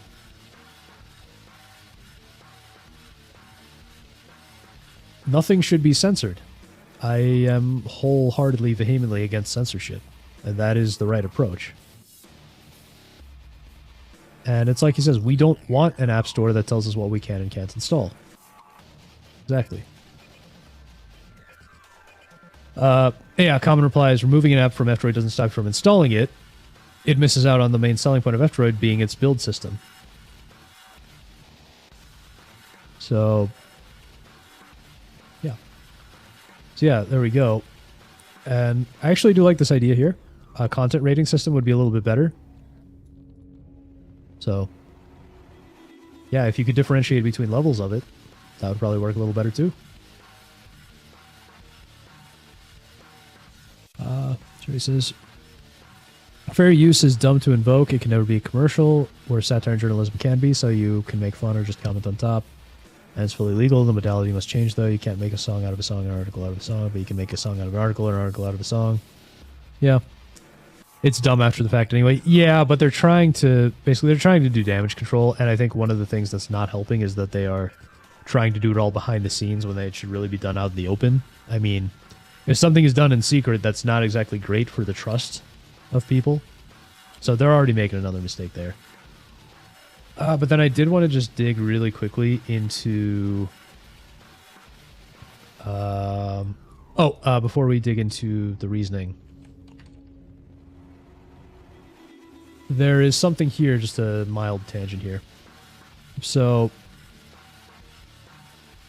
yeah, definitely. Yep. So they want this person, this is one of the maintainers, wants some way to detect profanity in source code. So in the source code of the apps that they host, they want to be able to detect profanity. Which is just completely retarded, by the way. It's a completely pointless, useless feature that nobody needs. It is completely unimportant. And all this came because there happened to be a racial slur in one of the keyboard apps. I don't even know what was the slur? Okay. Let's see what the slur was that triggered all this. That's it? Oh, okay, someone said wetbacks. And that just upset someone enough to make an issue where now they want to detect profanity in source code, which is completely ridiculous.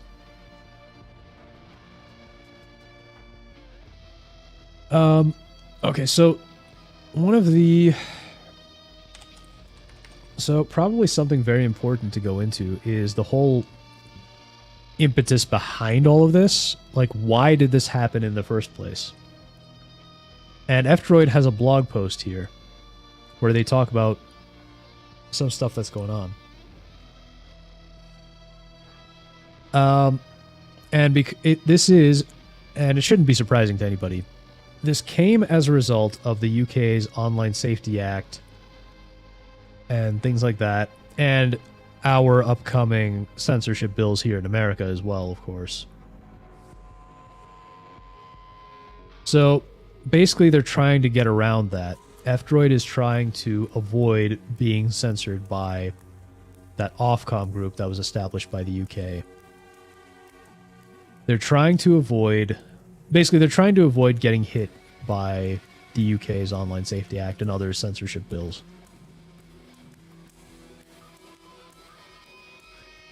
So, that... And see, right here, the F-Droid service is likely out of scope for most of the Act's requirements. However, we're still taking several precautionary steps.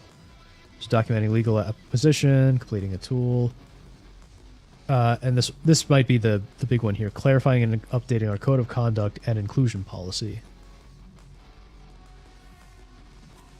So that's why this is happening in the first place, is these censorship bills that are supposedly supposed to protect the children, but what did they do? They got the Bible marked not safe for work.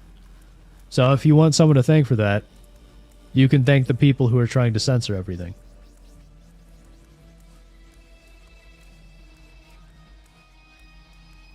And on a side note, this is especially important because Google is trying to kill the idea of sideloading on your device.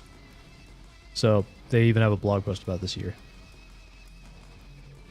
So what is going on is that Google has decided that in order for you to be able to install any app you want outside of the Google App Store, whoever makes the app has to register with Google and basically tell Google, this is my app, and give away all the information on their app to Google. So, in other words, you are not going to be able to install random apps from F-Droid or whatever that you want. So Google is claiming sideloading isn't going away. But yeah, as they said, this statement is untrue. The developer verification decree effectively ends the ability for individuals to choose their software. So yeah, exactly. So you can no longer develop an app, share it with friends, family, community, without getting Google's approval. In other words, Google is trying to make sure that every single app that gets installed on an Android device going forward has to be approved by Google in some way or shape or form, even if the app is not on the Google Play Store. And this is a problem in a lot of ways. Because they're saying it's for malware or whatever, but it's not going to help. So, yeah, this is Google's way of locking down Android further to be more and more like iOS, when the whole reason to use Android in the first place is that it's so fundamentally different from iOS because it's open source. And Google's been doing this for years, by the way. They, as they say here, they closed off the development of the Android open source project. So, yeah, they closed off the development of... Yeah, Google makes Android development private, will continue open source releases.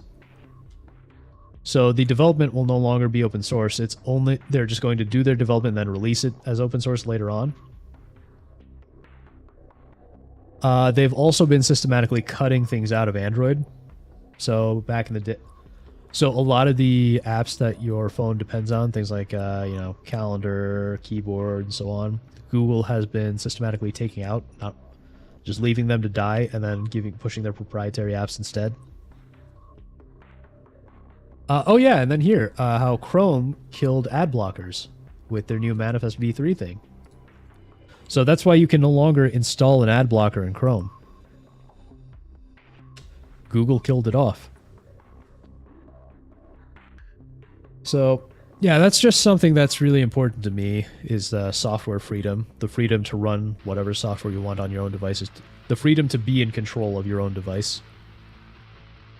And all of these things together do not paint a very optimistic picture for the future of open source software. And I can only hope that these things, somehow Google is... turned away from doing this, and that F-Droid stops being retarded. But that is the F-Droid marking Bible as not safe for work story, and some of the other stuff that went along with that.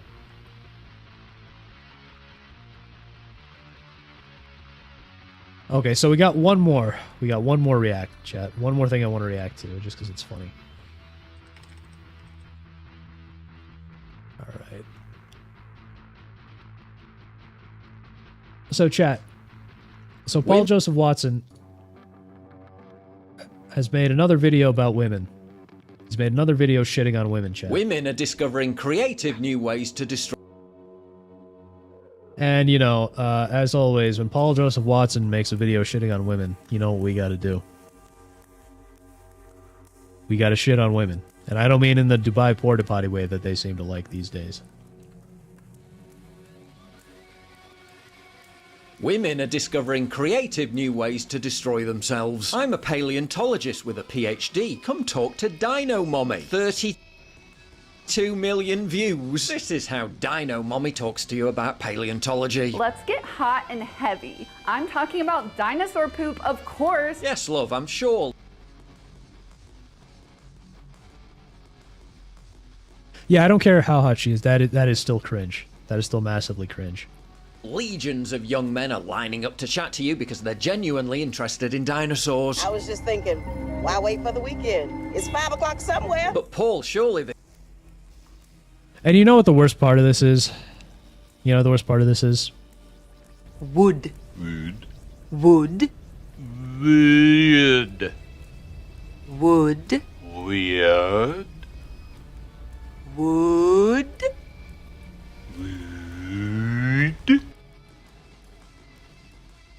That's right, chat. I still would. Surely this is just another massive OnlyFans grift. No, she's only using it to fund her scientific research while inspiring millions every day to love science. Because her content is so sciencey. So apparently, she has an OF. And she supposedly uses that to fund her research. Some were long and flexible, and some were short and girthy. I'm talking about necks, of course. Has PhD still uses her sexuality as a main asset to attract attention. Yeah, I don't remember Marie Curie feeling the need to get photos taken of herself with her arse hanging out to get a That's a good point. They didn't used to do that. research on radioactivity taken seriously. Oh my god! Hi. Oh my god, is it Dino Mommy? Yeah, I'm a real-life paleontologist with a PhD. Hey, chat. She has a nose ring. She even has a nose ring. I don't know how I didn't see that earlier. Yeah. Wasn't the whole point of post-Me Too feminism to drive home how women shouldn't be treated as sexual objects? Every man wants to talk to a woman about dinosaurs, am I right? Well, lucky for you, I'm Dino Mommy PhD, a real-life paleontologist, and today I'm going to be telling you about the horniest predator ever. Her entire narrative is that she...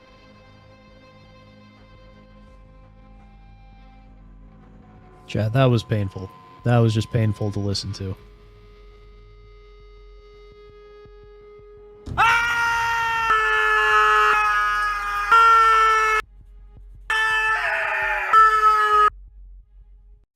She's only using her sexuality to get people interested in paleontology, when literally the opposite is true. Unless you really believe she wants you to research T-Rex bone density and not just stare at her thick thighs. I mean, come on. The whole I'm a sassy, smart academic is clearly just a marketing ploy thirst trap to get OnlyFans subs. Name another girl who's a paleontologist with a PhD and has an OF. The very existence of the... I don't think we want that. We don't want that. PhD itself still very much being open to question, as is her level of attractiveness. The boyfriend, well, he's also very much being open to question, okay. as is her level of... So her PhD may not even be real. Apparently this is what she actually looks like? Oh, okay. You know what, chat? I retract my wood. I retract my wood. Attractiveness. The boyfriend, well, he's also exactly what you would expect. Good boy. Who's Dino Mommy's good boy? How is she using her What the hell was even that? sexuality in this picture, like women literally just existing is a sexual thing? Mate, do I need to point it out? Oh my gosh. But for her supporters, Dino Mommy represents more than a gimmick. She's a symbol of women reclaiming space in both science and social media. Oh yeah. Now, I'm just going to say this, chat, and tell me if you agree, but I think women should take off... I think women should take up less space. You know, try and take up as little space as possible. Reduce that mass. Oh yes, the age-old sexist discrimination of women not getting enough attention on social media. Did someone say dino fact? But who am I to question the moral foundation of her goals? After all, isn't it perfectly healthy and normal to wish that more fathers would encourage their daughters to not be ashamed of their bodies and sexuality? What? Isn't it perfectly healthy and normal to encourage impressionable young women to ask what is bad about being a whore? Isn't she? No! No! Are you? No! No! Are you joking? No! No! Are you joking me? I mean, I was not expecting her to be that explicit about it. Isn't she living proof that women can be anything they want to be? Well, you're a highly educated woman in an elite field of science, yet still feel the need to act like this. I'm a real-life paleontologist. Doesn't that kind of totally disprove your point? Call me cynical, but I don't think Dino Mommy really gives a shit about getting people into paleontology. And the inevitable absent parents law probably explains the clamour for attention, but her Absent parents, okay. I guess that makes sense. Daddy issues. I mean, you can tell just by looking at her, but still. her entire endeavour is seemingly based around getting Kuma-brained simps to empty their bank accounts for her OnlyFans. And I'm pretty sure, especially given her recent exposure, she's earning significantly more from OnlyFans than the average paleontology gig, which pays her... I mean, that's just the sad state of affairs, I think, where women seem to be, at least they seem to think they can make a lot more money that way than, you know, doing a real job. Or, you know, being a wife/mother. He's around 73k a year. Of course, just like Bonnie Blue and Lily Phillips, the inevitable consequence of her virality will be to encourage an army of young women to start their own OnlyFans accounts. Ironically discouraging them from pursuing higher education and STEM jobs in favour of the soul-destroying grind of online prostitution, for which most young women will earn peanuts, given that even the top 1% of OnlyFans creators barely scrape the average wage, while the rest make next to nothing, yet have to live with the sad reality of their nudes being on the internet forever, and their ability to find a decent husband drastically diminished. Well, that's all true.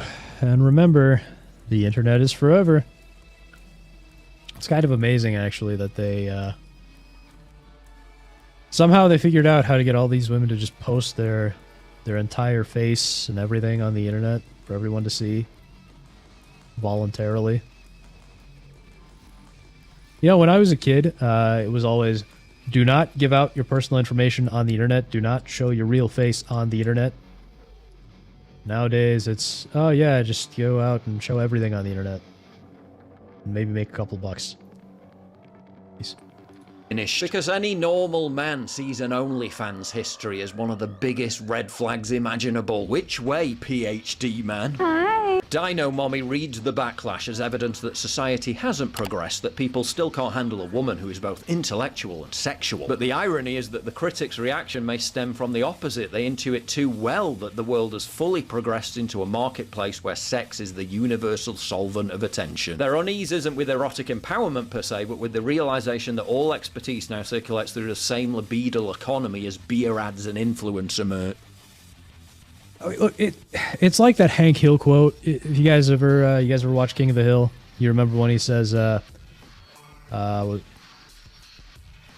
was like, rock and roll. It's the episode where Bobby gets into like a Christian band or something. Hank says something like, "You're not making Jesus better, you're making rock and roll worse." And it's just like that.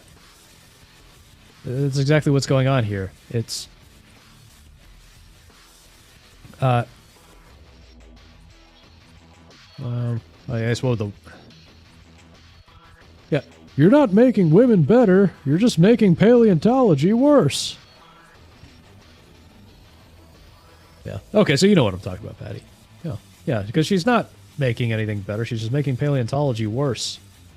She's degrading the importance of historical research. The paleontologist and the audience mirror each other in this late capitalist tableau. She sells intellect through desire. They resent the recognition that desire has become the only credible medium for intellect to be seen. What she reads as patriarchal resistance may actually be nihilistic acceptance. The sense that there is no longer any space, even for knowledge, outside the eroticized market. If only there were a cautionary tale as to what happens to women who prioritize girl boss feminist careerism and hedonistic promiscuity over finding a husband before they hit the wall and starting a family. Meet Kate Mulvaney. In her younger days, she embarked on a cavalcade of one-night stands, embraced feminism and refused to settle down and start a family because she wanted to focus on her career in journalism, thought the And let's guess what happened to her. The best way to attract a partner was to intellectually bully and hector men. After hitting 50, still refused to settle down and started pursuing younger men nearly half her age. Whined about how kids should be banned from flights and restaurants because they're so annoying, but then in recent years began to wonder where all the manly men have gone. Became friendless and lonely because all her friends had kids and she couldn't join in on their social activities. Regrets belittling men because she's ended up alone. Super lonely to the point of suffering skin hunger. Now says not having children is not only my biggest regret, it has broken me. And that like... Oh no! What happened? Oh no, how terrible! That's just awful! How terrible! Oh no! If it isn't the consequences of her own actions. That, like so many women of my generation, feminism has ruined my love life. Instead of empowering us, those ideals of the second-wave feminists made us believe marriage and domesticity were to be avoided like the plague, and that men were competition rather than partners. Now her dream of being married with 2 wonderful children and living in a house in the countryside is dead. Many such cases, 20th century feminism betrayed women, promised them fulfillment, empowerment and happiness, only to leave them broken, vacuous and alone. 21st century feminism is making exactly the same promises, only with the added incentive that they don't even need to pursue a conventional... It's all the same. Don't fall for the feminism grift. It's all the same. ...career, because far more lucrative awards are on offer if they just defile themselves on the internet. Hi! I wonder how these women are going to end up. So that's that. I just thought that was funny. After the slightly drier stuff we had earlier. Well, I hope you enjoyed shitting on women, chat. Alright, so I think we're going to do a little Psychonauts. Not a lot, but it has been a while, so I do want to get back into it. Let me see here. Okay, so give me 1 sec here.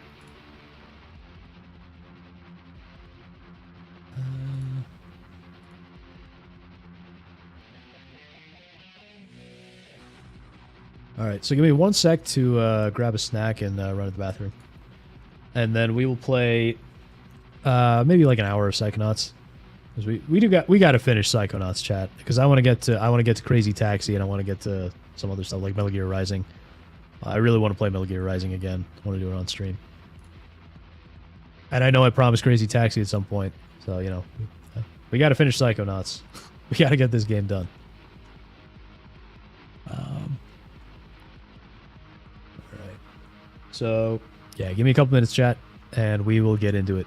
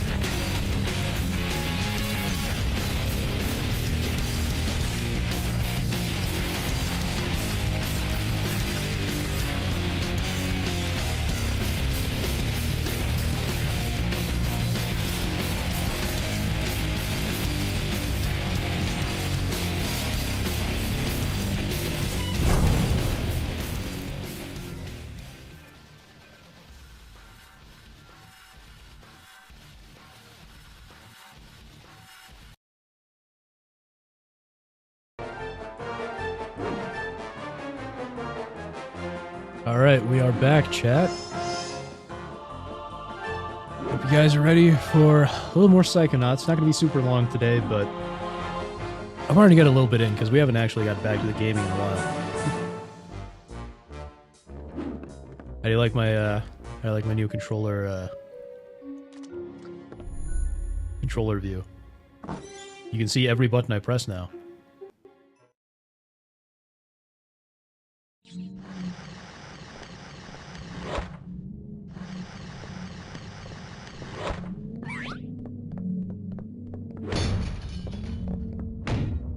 Alright, so we gotta find...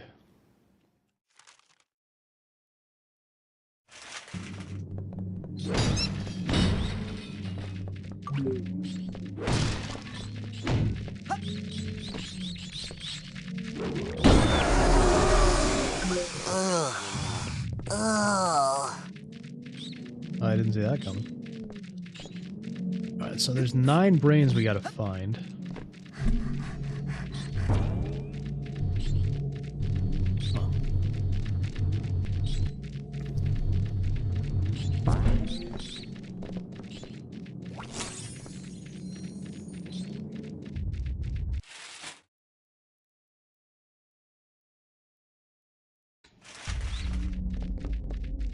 Oh.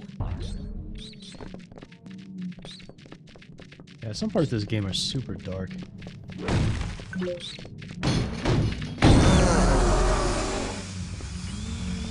Oh. Huh.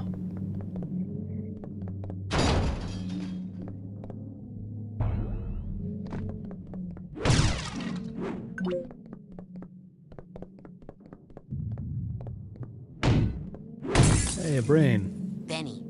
I thought it would be smaller.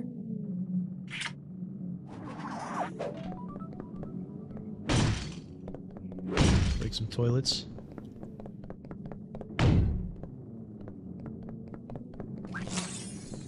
Yep. Yep. Oh, you can see the whole camp from here, I think. From that window. Neat. Alright.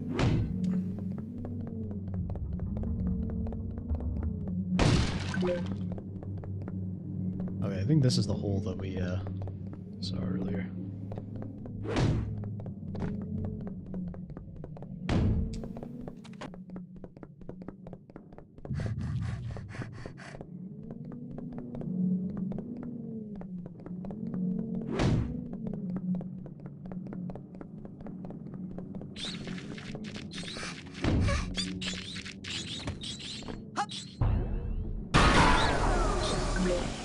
There we go. Now we got him without getting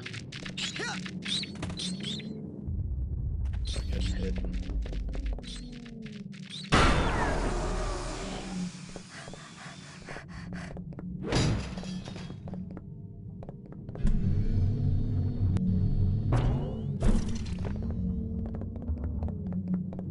Where should we go?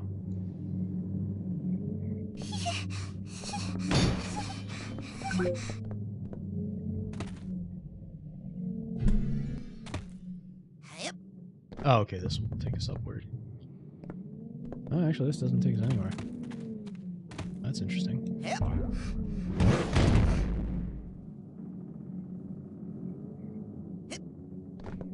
Alright, well.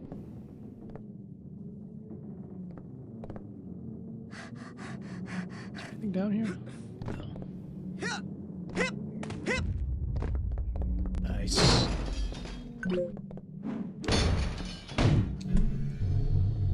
Alright, do we have anything? Nope. Alright, so let's, I guess, jump in the elevator.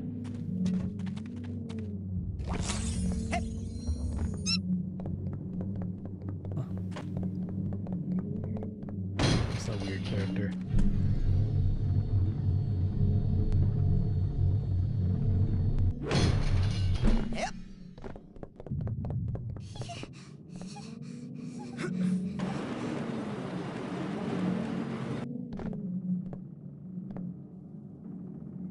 Fog.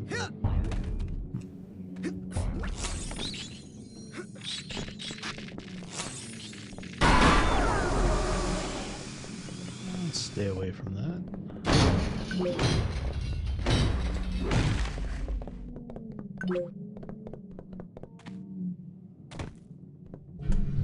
Huh.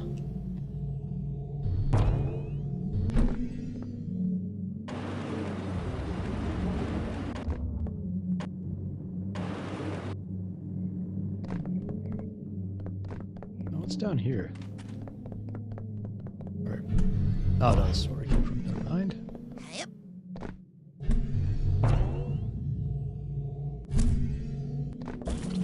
I want to get in that door on the side. Let's see. No. There we go. Yes, a brain. I figured this is something important. I didn't know you had a brain. Man, I wish you were here for that joke, Bobby.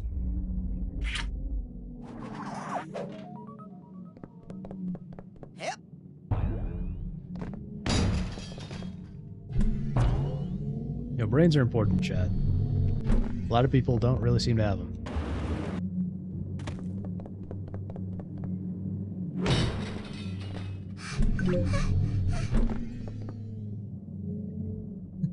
Did you just kiss the brain? Fractured, have you missed all the Psychonauts streams? I thought you were there when we did some of the previous playthroughs. Yeah, every time we collect a brain, he kisses it. I don't know why. It is weird. But it's like it took you until now to ask that?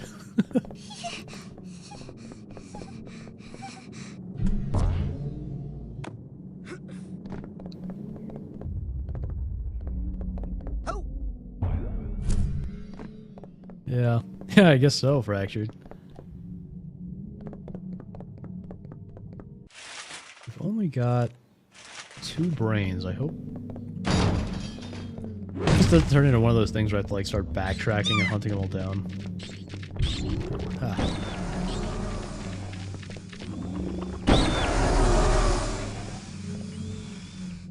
Okay, nice. We managed to just let it self-destruct. That works.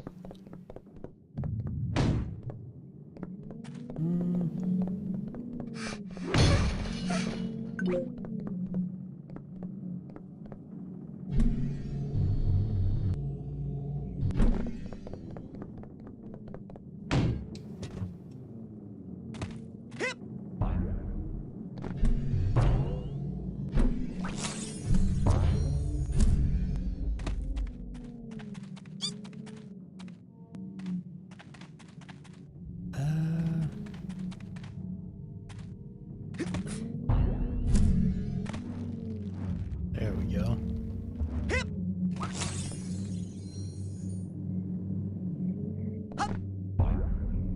Another one.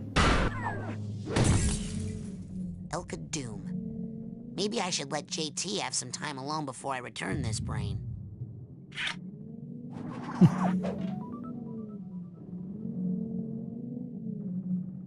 Oh, by the way, let me know if the audio's coming through. I just want to make sure. It probably is, but, you know, just want to be sure.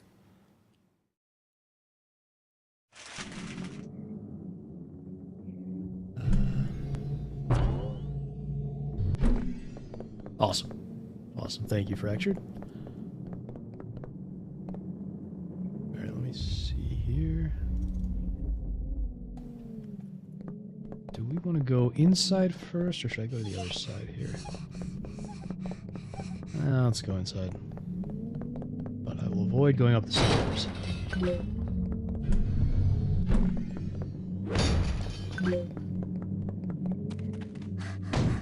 In which case, there really was nothing here. So, I guess I will go here.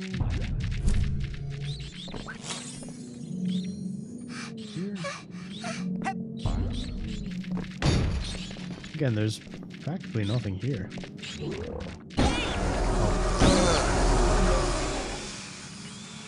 Oh. I hate it when that happens. Alright, I don't think there's anything else of importance over here. I don't think I can get further up. So we should probably go back to where we were earlier. And there we go. Oh, okay. Not again. Oh.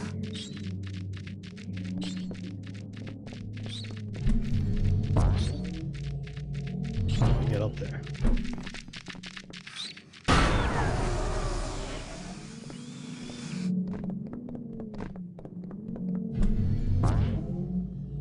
I lost the health pickup. Alright. Let's see. Ooh, here's something. I literally cannot see anything in this room. And there's nothing in here. What was the point of this? Why is this room even here? What the heck?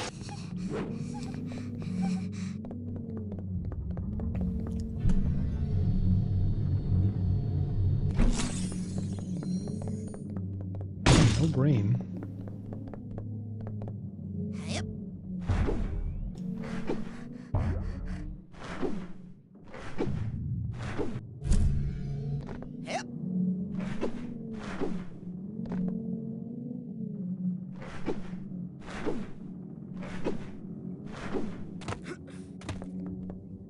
There we go.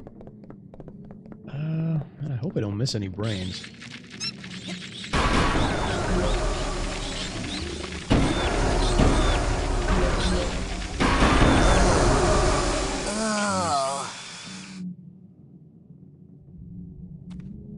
There's a lot of rats.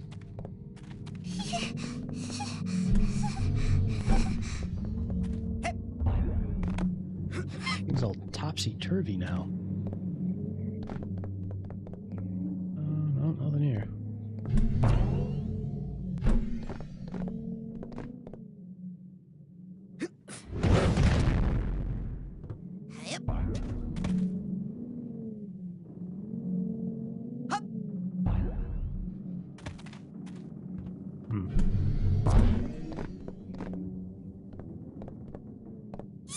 Something tells me I shouldn't touch that stuff. I don't know what it is, but probably shouldn't touch it. Can I swing from this here? Yes. Where does it take me to?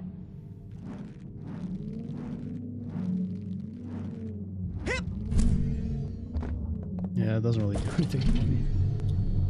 Okay, maybe I can just kind of... There, that works.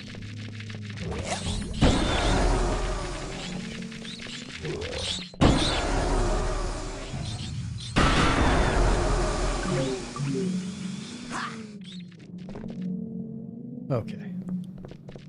Well, I guess I can nerd together a card, right?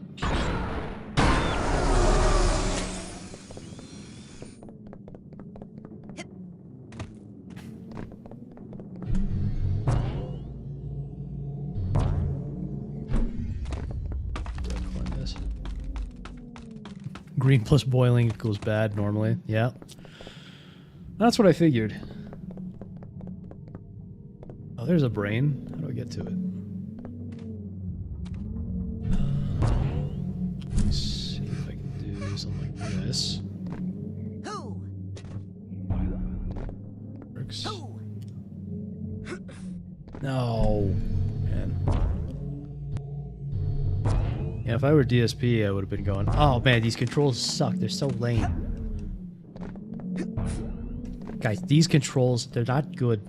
Okay, they're not tight. I can't get anywhere. It really, really sucks. Oh, see, and see that bubble didn't even pop up right. See, I pressed the button and it didn't even pop up right.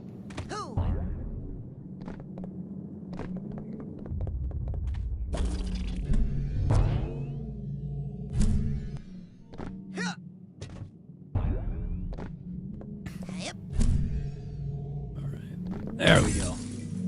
Yo, Quentin. Good to see your brain again.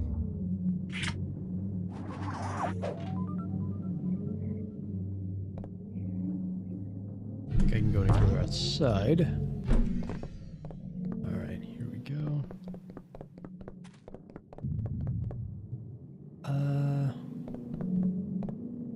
Which way should I go?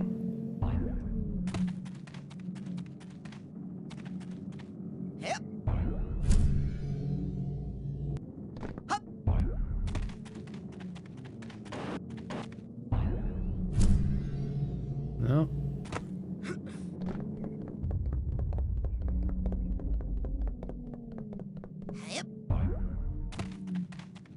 This way? No, I can't climb up that. Oh, climb up this pole. Alright. Now.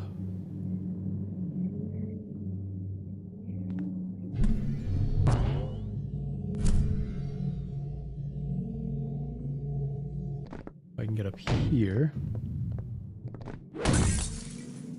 Dogan Pool. I told you I'd get your brain back. Hey, what is that? 5?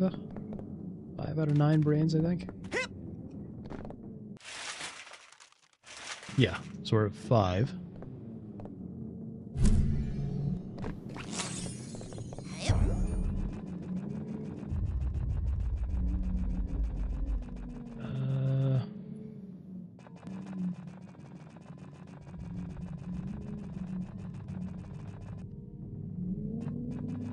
Why do I keep falling?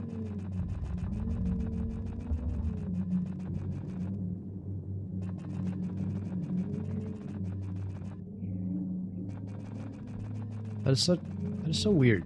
I don't like I hit the top of the pole and then I just fall off. What?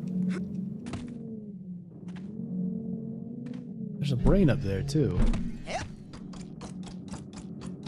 All right, there we go. But how do I get to it?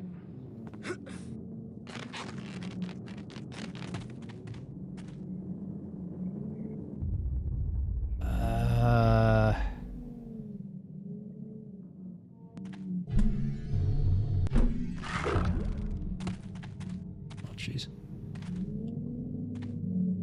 Oh, I guess maybe I can... So there are other areas I haven't explored either. Maybe I can get up here. Oh, okay. If I get up here, I can drop down.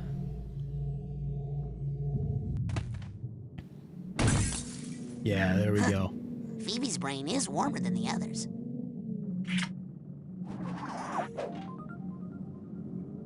All right.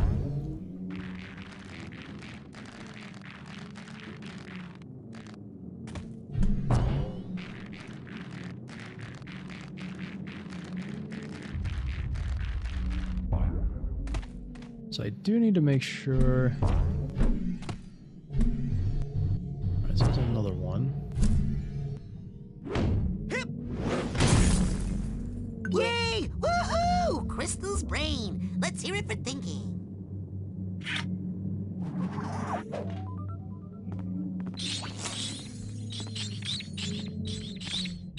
Should probably go back down and just make sure I didn't miss anything though.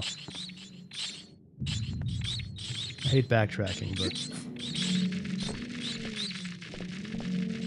this is like the right move here.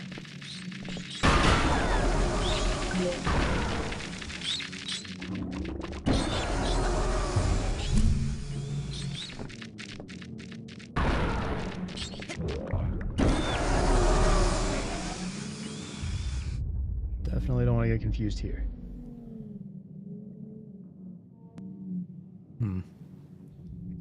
That's it, I don't see anything, so I don't know. Nah, to heck with it.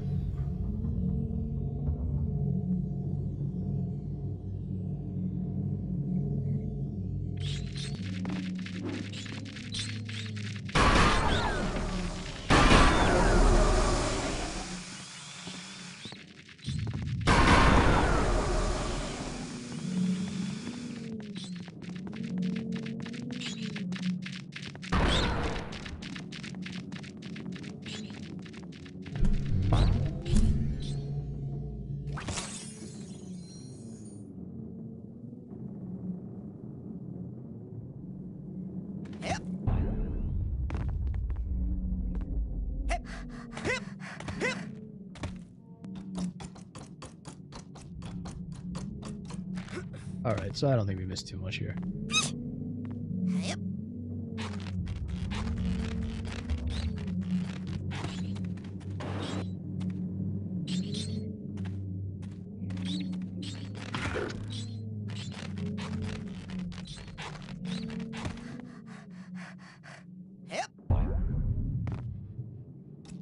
This sink is kind of weird, but I don't think there's anything to it.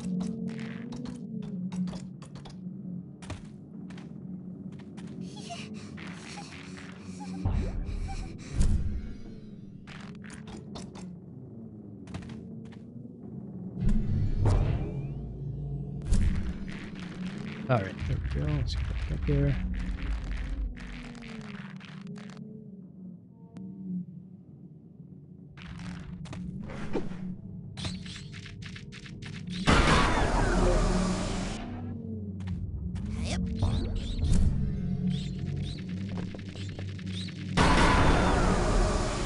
Man, there are a lot of these rats.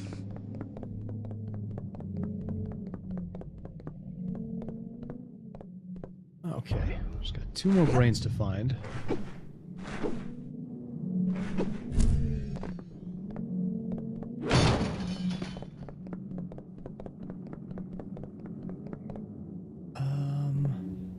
Ooh, Psychor.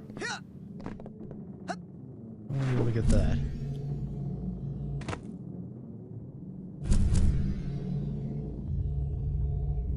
No. Oh, come on.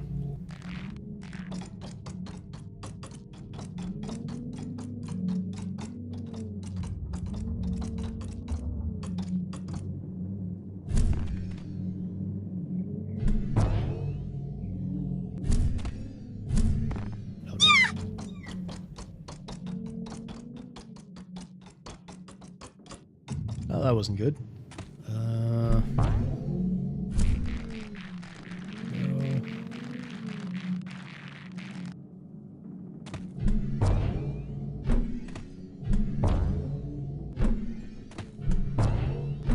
Let's see if I can figure out how to get to Psychor, or Psy challenge marker, or whatever it's called.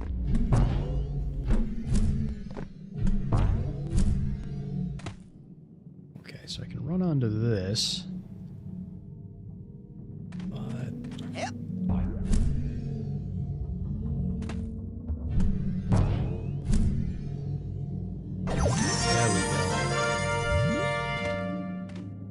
Sweet.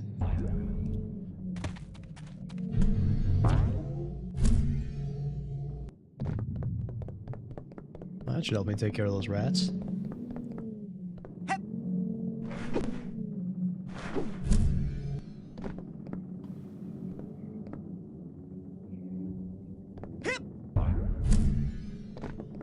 Alright, so what's in here?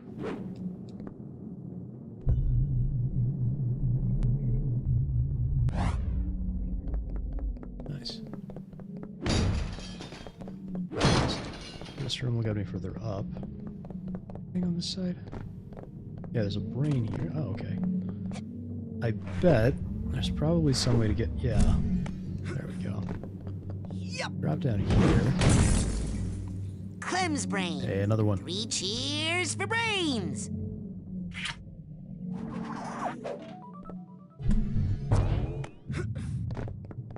All right.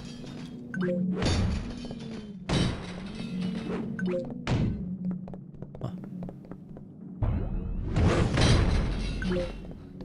All right, so we still got 1 more brain to find, I think. Yes.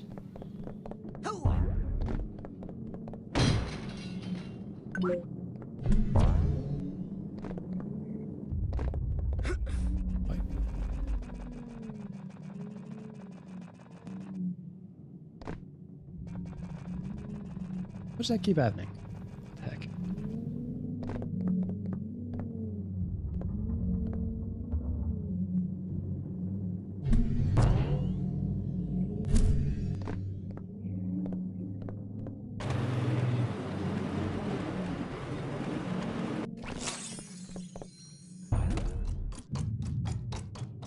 Alright. Oh, I see the final brain.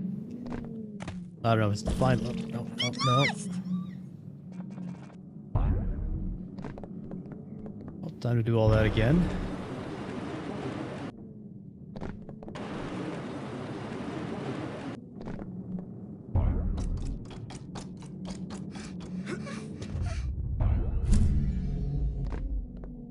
There we go. To think that every cell in Nil's brain is dedicated to the ladies. Alright, so that's the last brain in this area. So I should... This is your last warning! Go back down right now or you'll be very, very sorry!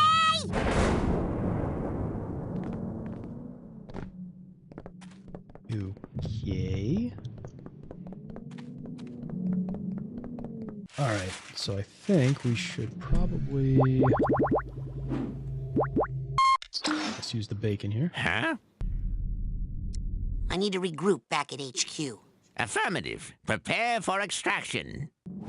I know, right, Fractured? It's a very high-pitched, squeaky voice. Kinda like mine. Oh, he's... How many Psy Challenge or Psy Cores do I have? Okay, I need another core.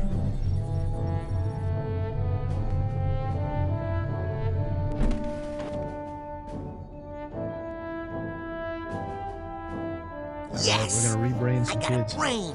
Good. Now? And that's how the coach is planning to take over the world. Wow, that is so not chill. Hey, where's Phoebe? We're gonna be rebraining her really soon. Well, when she comes out, she's gonna want to hit stuff. I better go wait by her drums. And that's why we have to find Lily right away. That is some crazy stuff, guys. I'm kinda glad I was out for most of it. Well, with the world ending and everything, I should probably go see what girls want to make out one last time. So I said, Brainer? I don't even know her. Crystal. Scared? You better believe I was scared. You'd have to be a fool not to be. But the trick is to never let them see you sweat. Wow, I guess that's what those squirrels were trying to tell me. Dogen is great. Huh? They kept saying the tiny man is gonna kill everyone. I thought they were talking about me. Oh man, I have to go apologize. And that is how I beat the hideous hulking lungfish of Lake Oblongata. So, does the coach, does he have an evil sidekick? A yes man? Or a lick spittle? Anything? Not sure. Why? No reason. Bye. I guess some people are just born And to then be the lackeys. lungfish ate me and we became best friends. Oh my god. I know. I mean, oh my god! I know. Nils! Yes, and because you got your brain stolen and I didn't, yes, I do. I think I'm better than you. Aha! I knew it! Well, you're wrong. Have fun dying. So that's who's been kidnapping all the kids. Oh man, I just want to burn that coach. Hey, where's Quentin? He's waiting for you at band practice. He better not be painting the wrong band name on my drums again. And that's how I earned all my merit badges. OMG! I feel so stupid for throwing myself off the roof now! What? Why did you throw yourself off the roof? Because the poison didn't work. Listen, I have to go. The world could use some major league cheering right about now. Agent Cruller? What is the current situation? I'd better go. Lots of work to do. Good luck, Rasputin.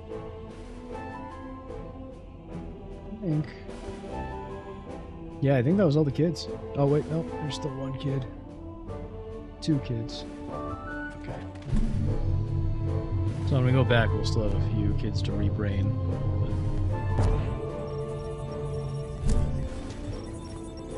Go pick up an extra side core. Where would... Drop me outside the main lodge. Oh, bring me back a burger this time, will you?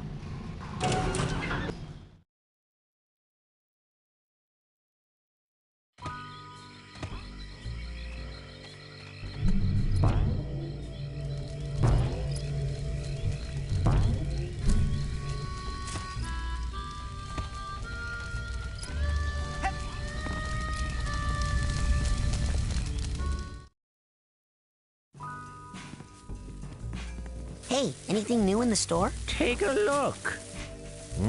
Dream Fluffs. Delicious Now, you take that Psy-Core there, put it together. Sold to the big-headed kid with the gloves. What else can I do you for? Sold to the big-headed kid with the gloves. What else can I do you for? Dream Fluffs. Delicious, nutritious, excellent choice. What else can I do you for? Now. That's it for now. Dream Fluff. All right. Go get more air. Alright, back to the lair, so I can, Where would you like me to take you, Agent Crawler? Let's go to... Yes. Alright, so now we can actually gain some levels here.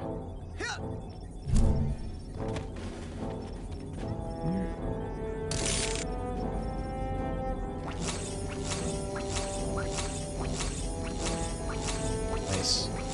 See, I knew it was a good idea to get an extra one.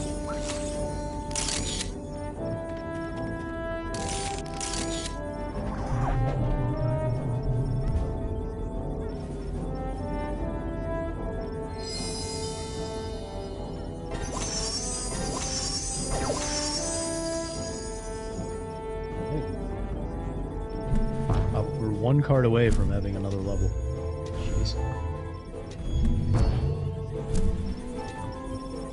Alright, let's get to the first card.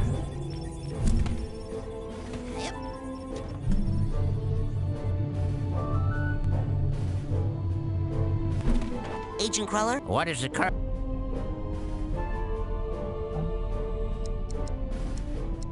I'm ready to go back into the field. Okay, let's see if I remember exactly where you were. Alright.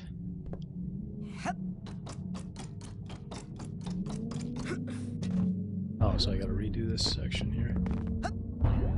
Okay, there we go.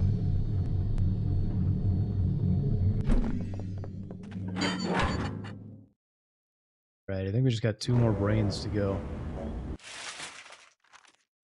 3. Okay, 3 brains.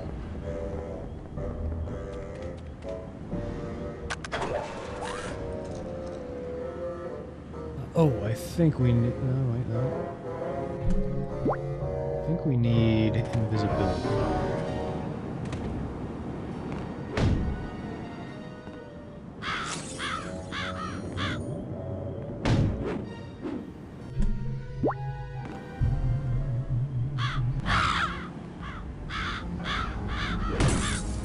Got another brain. Something as small as Vernon's brain holds so many boring stories. That's it. Kiss the brain.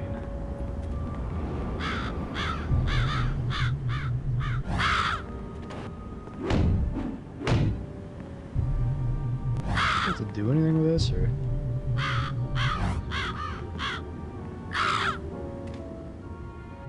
Oh, I wonder if I can burn it. Nope.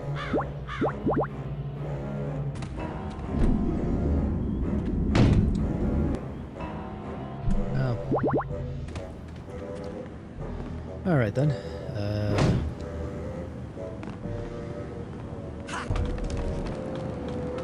Worthless! These brains are worthless, Shigo.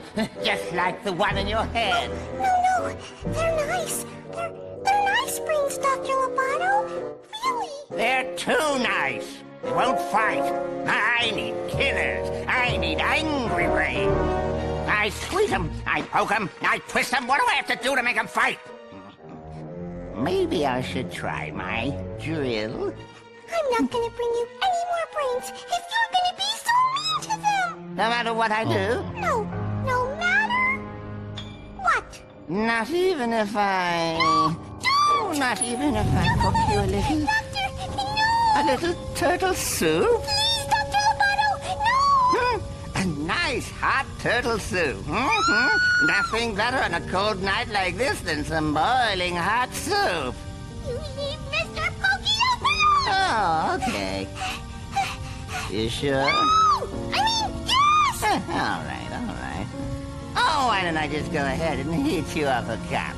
It's made of turtles! Turtles that you love!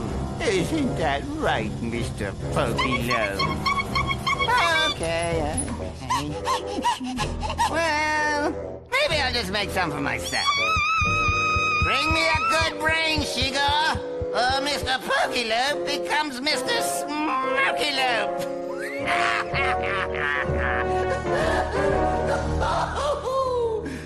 Smoky-Lope.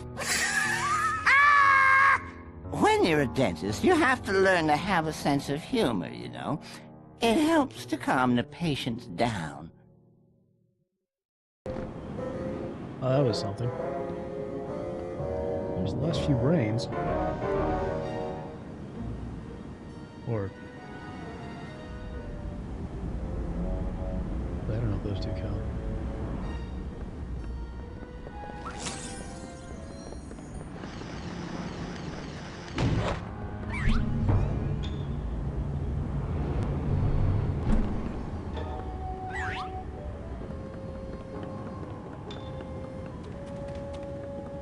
Okay, no, those two don't count. Elton, what can I tell you? You were right. The old legends were true. Okay, so here's the last one. Welcome back to the thinking world, Mikhail.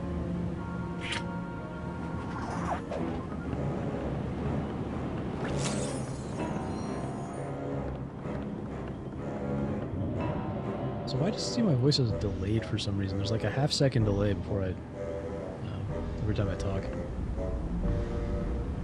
I warned you not to come up here! They know you're coming! They're gonna take your brain! Listen, the man you're working for is a deranged lunatic. I know! I hate him! But if I don't do what he says, he'll... Cook your little turtle from the inside out. Shigor, hostage situations like this are always extremely delicate. I'll have to extract Mr. Pokey-Lope from his prison using my psychic powers, after which this Lobato character should be fairly trivial to neutralize. Yes, because once we get Mr. Pokey-Lope back, he'll tell us what to do. He always tells me what to do. Yes? He seems like the kind of person the Patriots Sasha, AI would love. Mia! Lily! Raz, you came! Of course I did. We gotta get you out of here. Look! The coach must have lured Sasha and Mia here on official Psychonauts business and then ambushed them with sneezing powder. They're completely brainless. I know. I saw their brains downstairs. Listen, first things first. I was thinking about what you said about us making out. Yeah? Oh man, I'm so glad he showed up. I was just starting to feel slightly less phlegmy. Wait, he didn't just here. Ah! Get away from me. Stop reading my mind. Go rebrain Sasha and Mia so they can help us break this lock.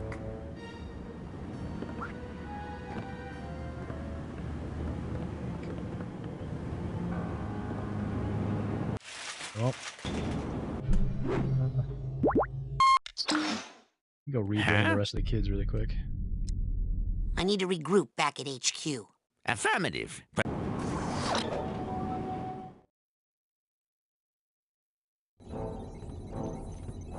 And well, since we have the extra side cores, why not? Where's that? Oh. Well, Drop me a... Oh. We'll grab some extra psi cores, because I think we'll need them.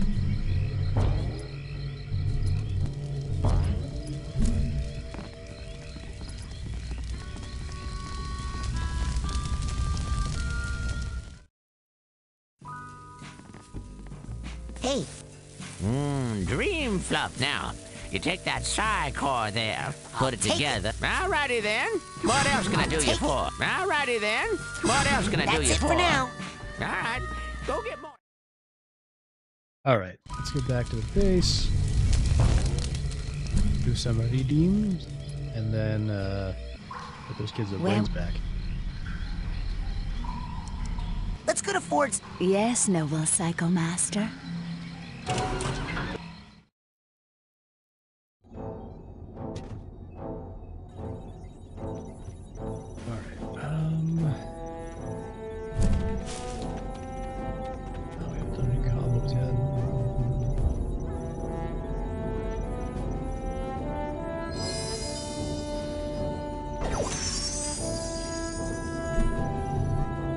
We just had one more.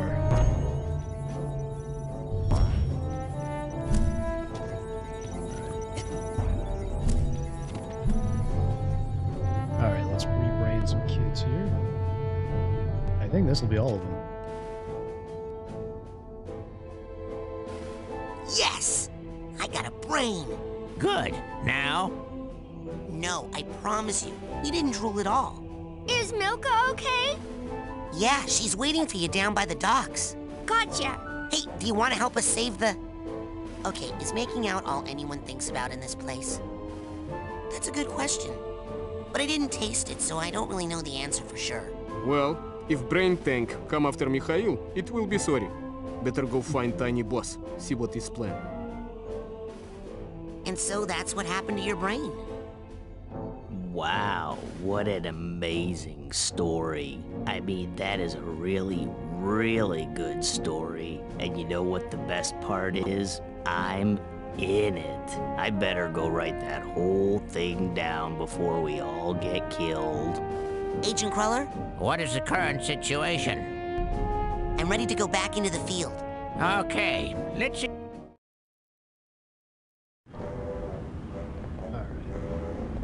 Back.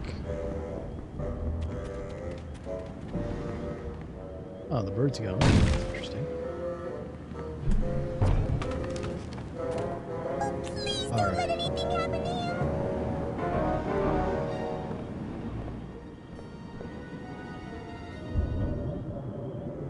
Mr. Pokelope, if you could move just under that hole there, then I could lift you straight out. Could you do that for me? Huh?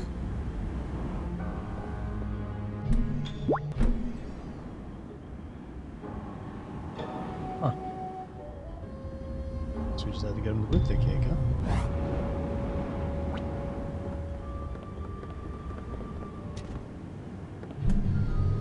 Now let's get that girl her turtle back.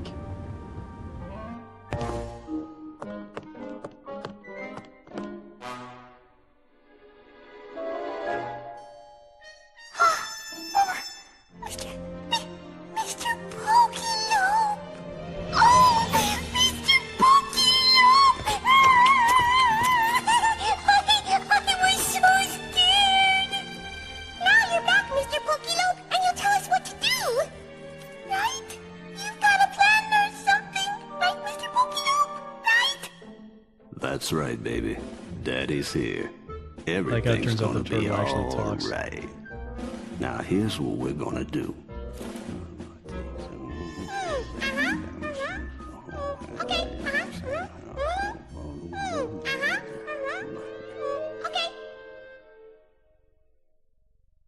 Dr. Lobato, I have a new brain for you. It's a really, really good one. That's what you always say, Shigor. No, this one is really special. It's a fighter. No, just leave it there, and I'll get to it right after I'm done with this experiment. He seems a little Don't too worry, infatuated with baby. that turtle. Just make sure I get put in that old tank, and Daddy will take care of business. The turtle brain. Yeah, I mean, she's definitely a little way too into the turtle, but... Okay, then we'll talk about that making out thing later. Why do boys have no concept of a moment? That was a moment. This is not a moment. Sheesh. Hey, I totally understand, I swear.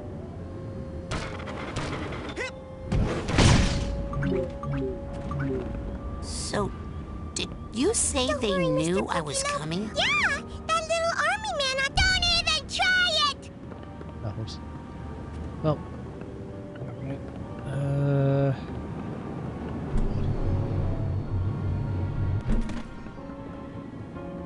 Excellent. There it is. Good work, Shigor. Now all we have to do is get it in the brain tank somehow. Careful there now. It's time to make the soup.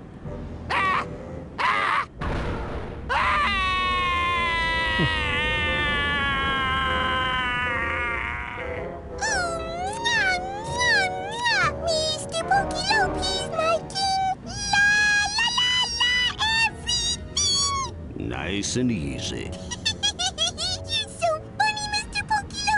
Yeah, you're right. She really is a little too infatuated with that turtle. Someone does. Well, we got But them Rasputin, recranialization of an adult brain without surgery is... That's a very advanced procedure. How did you know how to do it? Well, I've studied it a little. But Shigor here knows more about handling brains than anyone I've ever met. Really? You know, I've been thinking about getting a lab assistant. Shigor, darling, do you know where all of the other children's brains are? Well, if you can lead us to them, we can bring them back to their owners immediately. Ahem. Immediately after we break young Miss Zanado here out of her restraints. It's funny because I already collected all the kids' brains.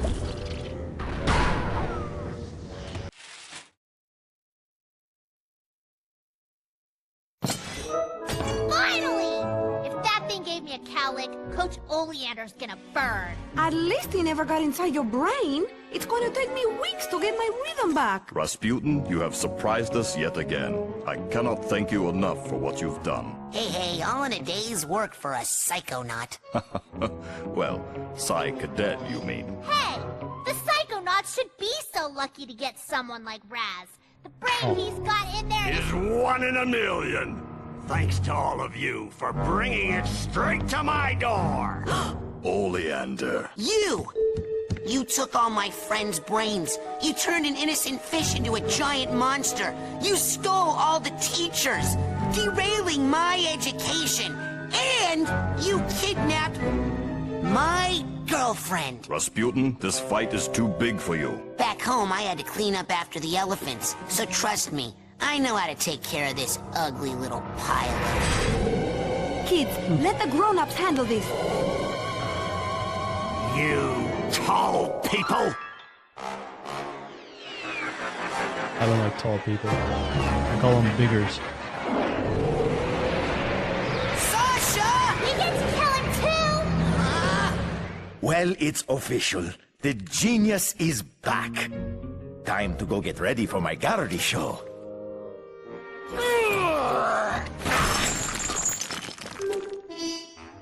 Uh-oh, this looks bad. Ah, well, that's good. Someone must have turned off the gas long ago. Oh, here's what my poor flowers need. A little I can water. see where this is going. Oh no, I spilled all my turpentine and acetone.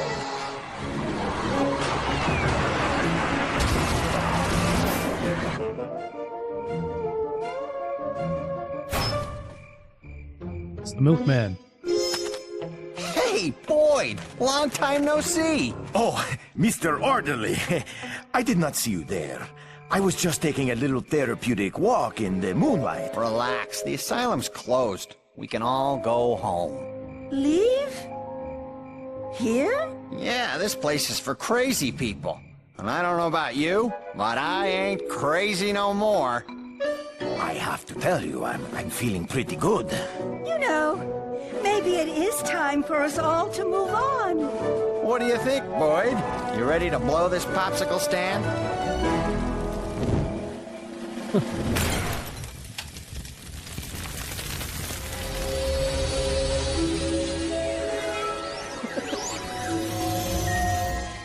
The milkman has completed his route. You guys want to split a cab? That's great.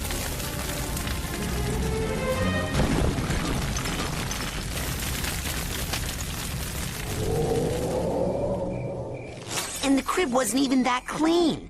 I mean, what do I have to do to get those guys to take me seriously? When are you going to shut up and kiss me? I can hear that. I know.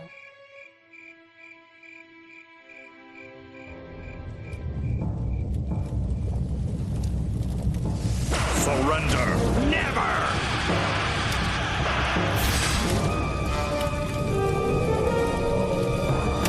Psychonauts have a word for people who turn on their own.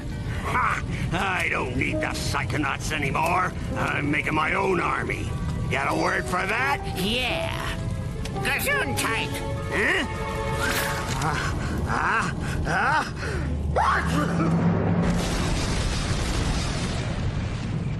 Wow. Wow.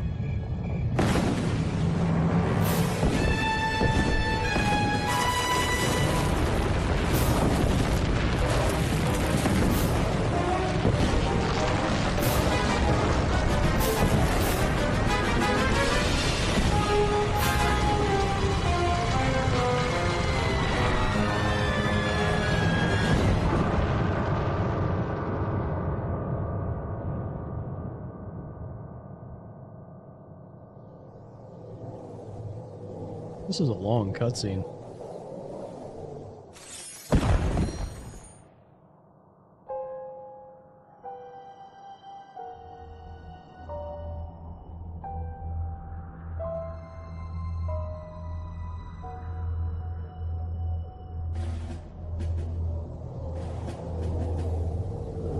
Hey, that was my fight. I was ready for that one. Always in such a rush, Rasputin. It takes years before you're ready for combat of that magnitude. Well, you'd be surprised, Nine.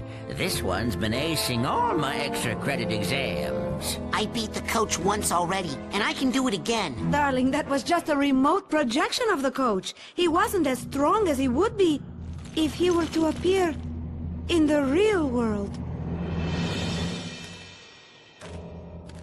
TV? TV? Where's his brain?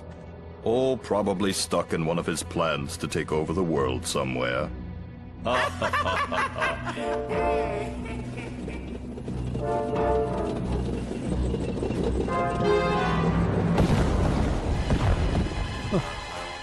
course it's every time. Hey, how's the weather down there?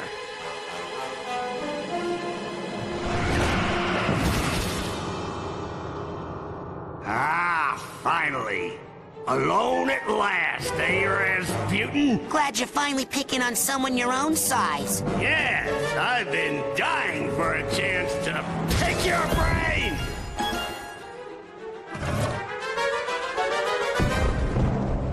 Two can play that game. Yeah, but only one can win!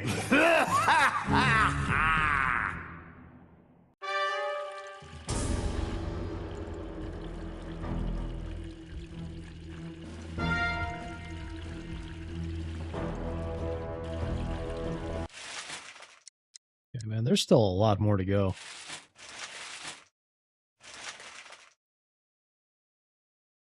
All right, so I think we're gonna call it here for today, guys. Hopefully next week we'll have more time to play some games. But I am getting so hungry. I really need my Taco Bell. So, yeah, we're gonna wrap it up here. Yeah. thank you all for coming by. I always really appreciate you guys. Let's say bye to everybody really quick. We had, let's see, we had, I believe, Fallen Angel was here, Jason Christian, Jerry, Patty Quinn, and Fractured Filter. So thank you all for coming by. I hope you had a wonderful time. I always appreciate you guys coming by. Oh, and one more thing, fucker. Before I go, don't forget to like and subscribe. And I will catch you all later.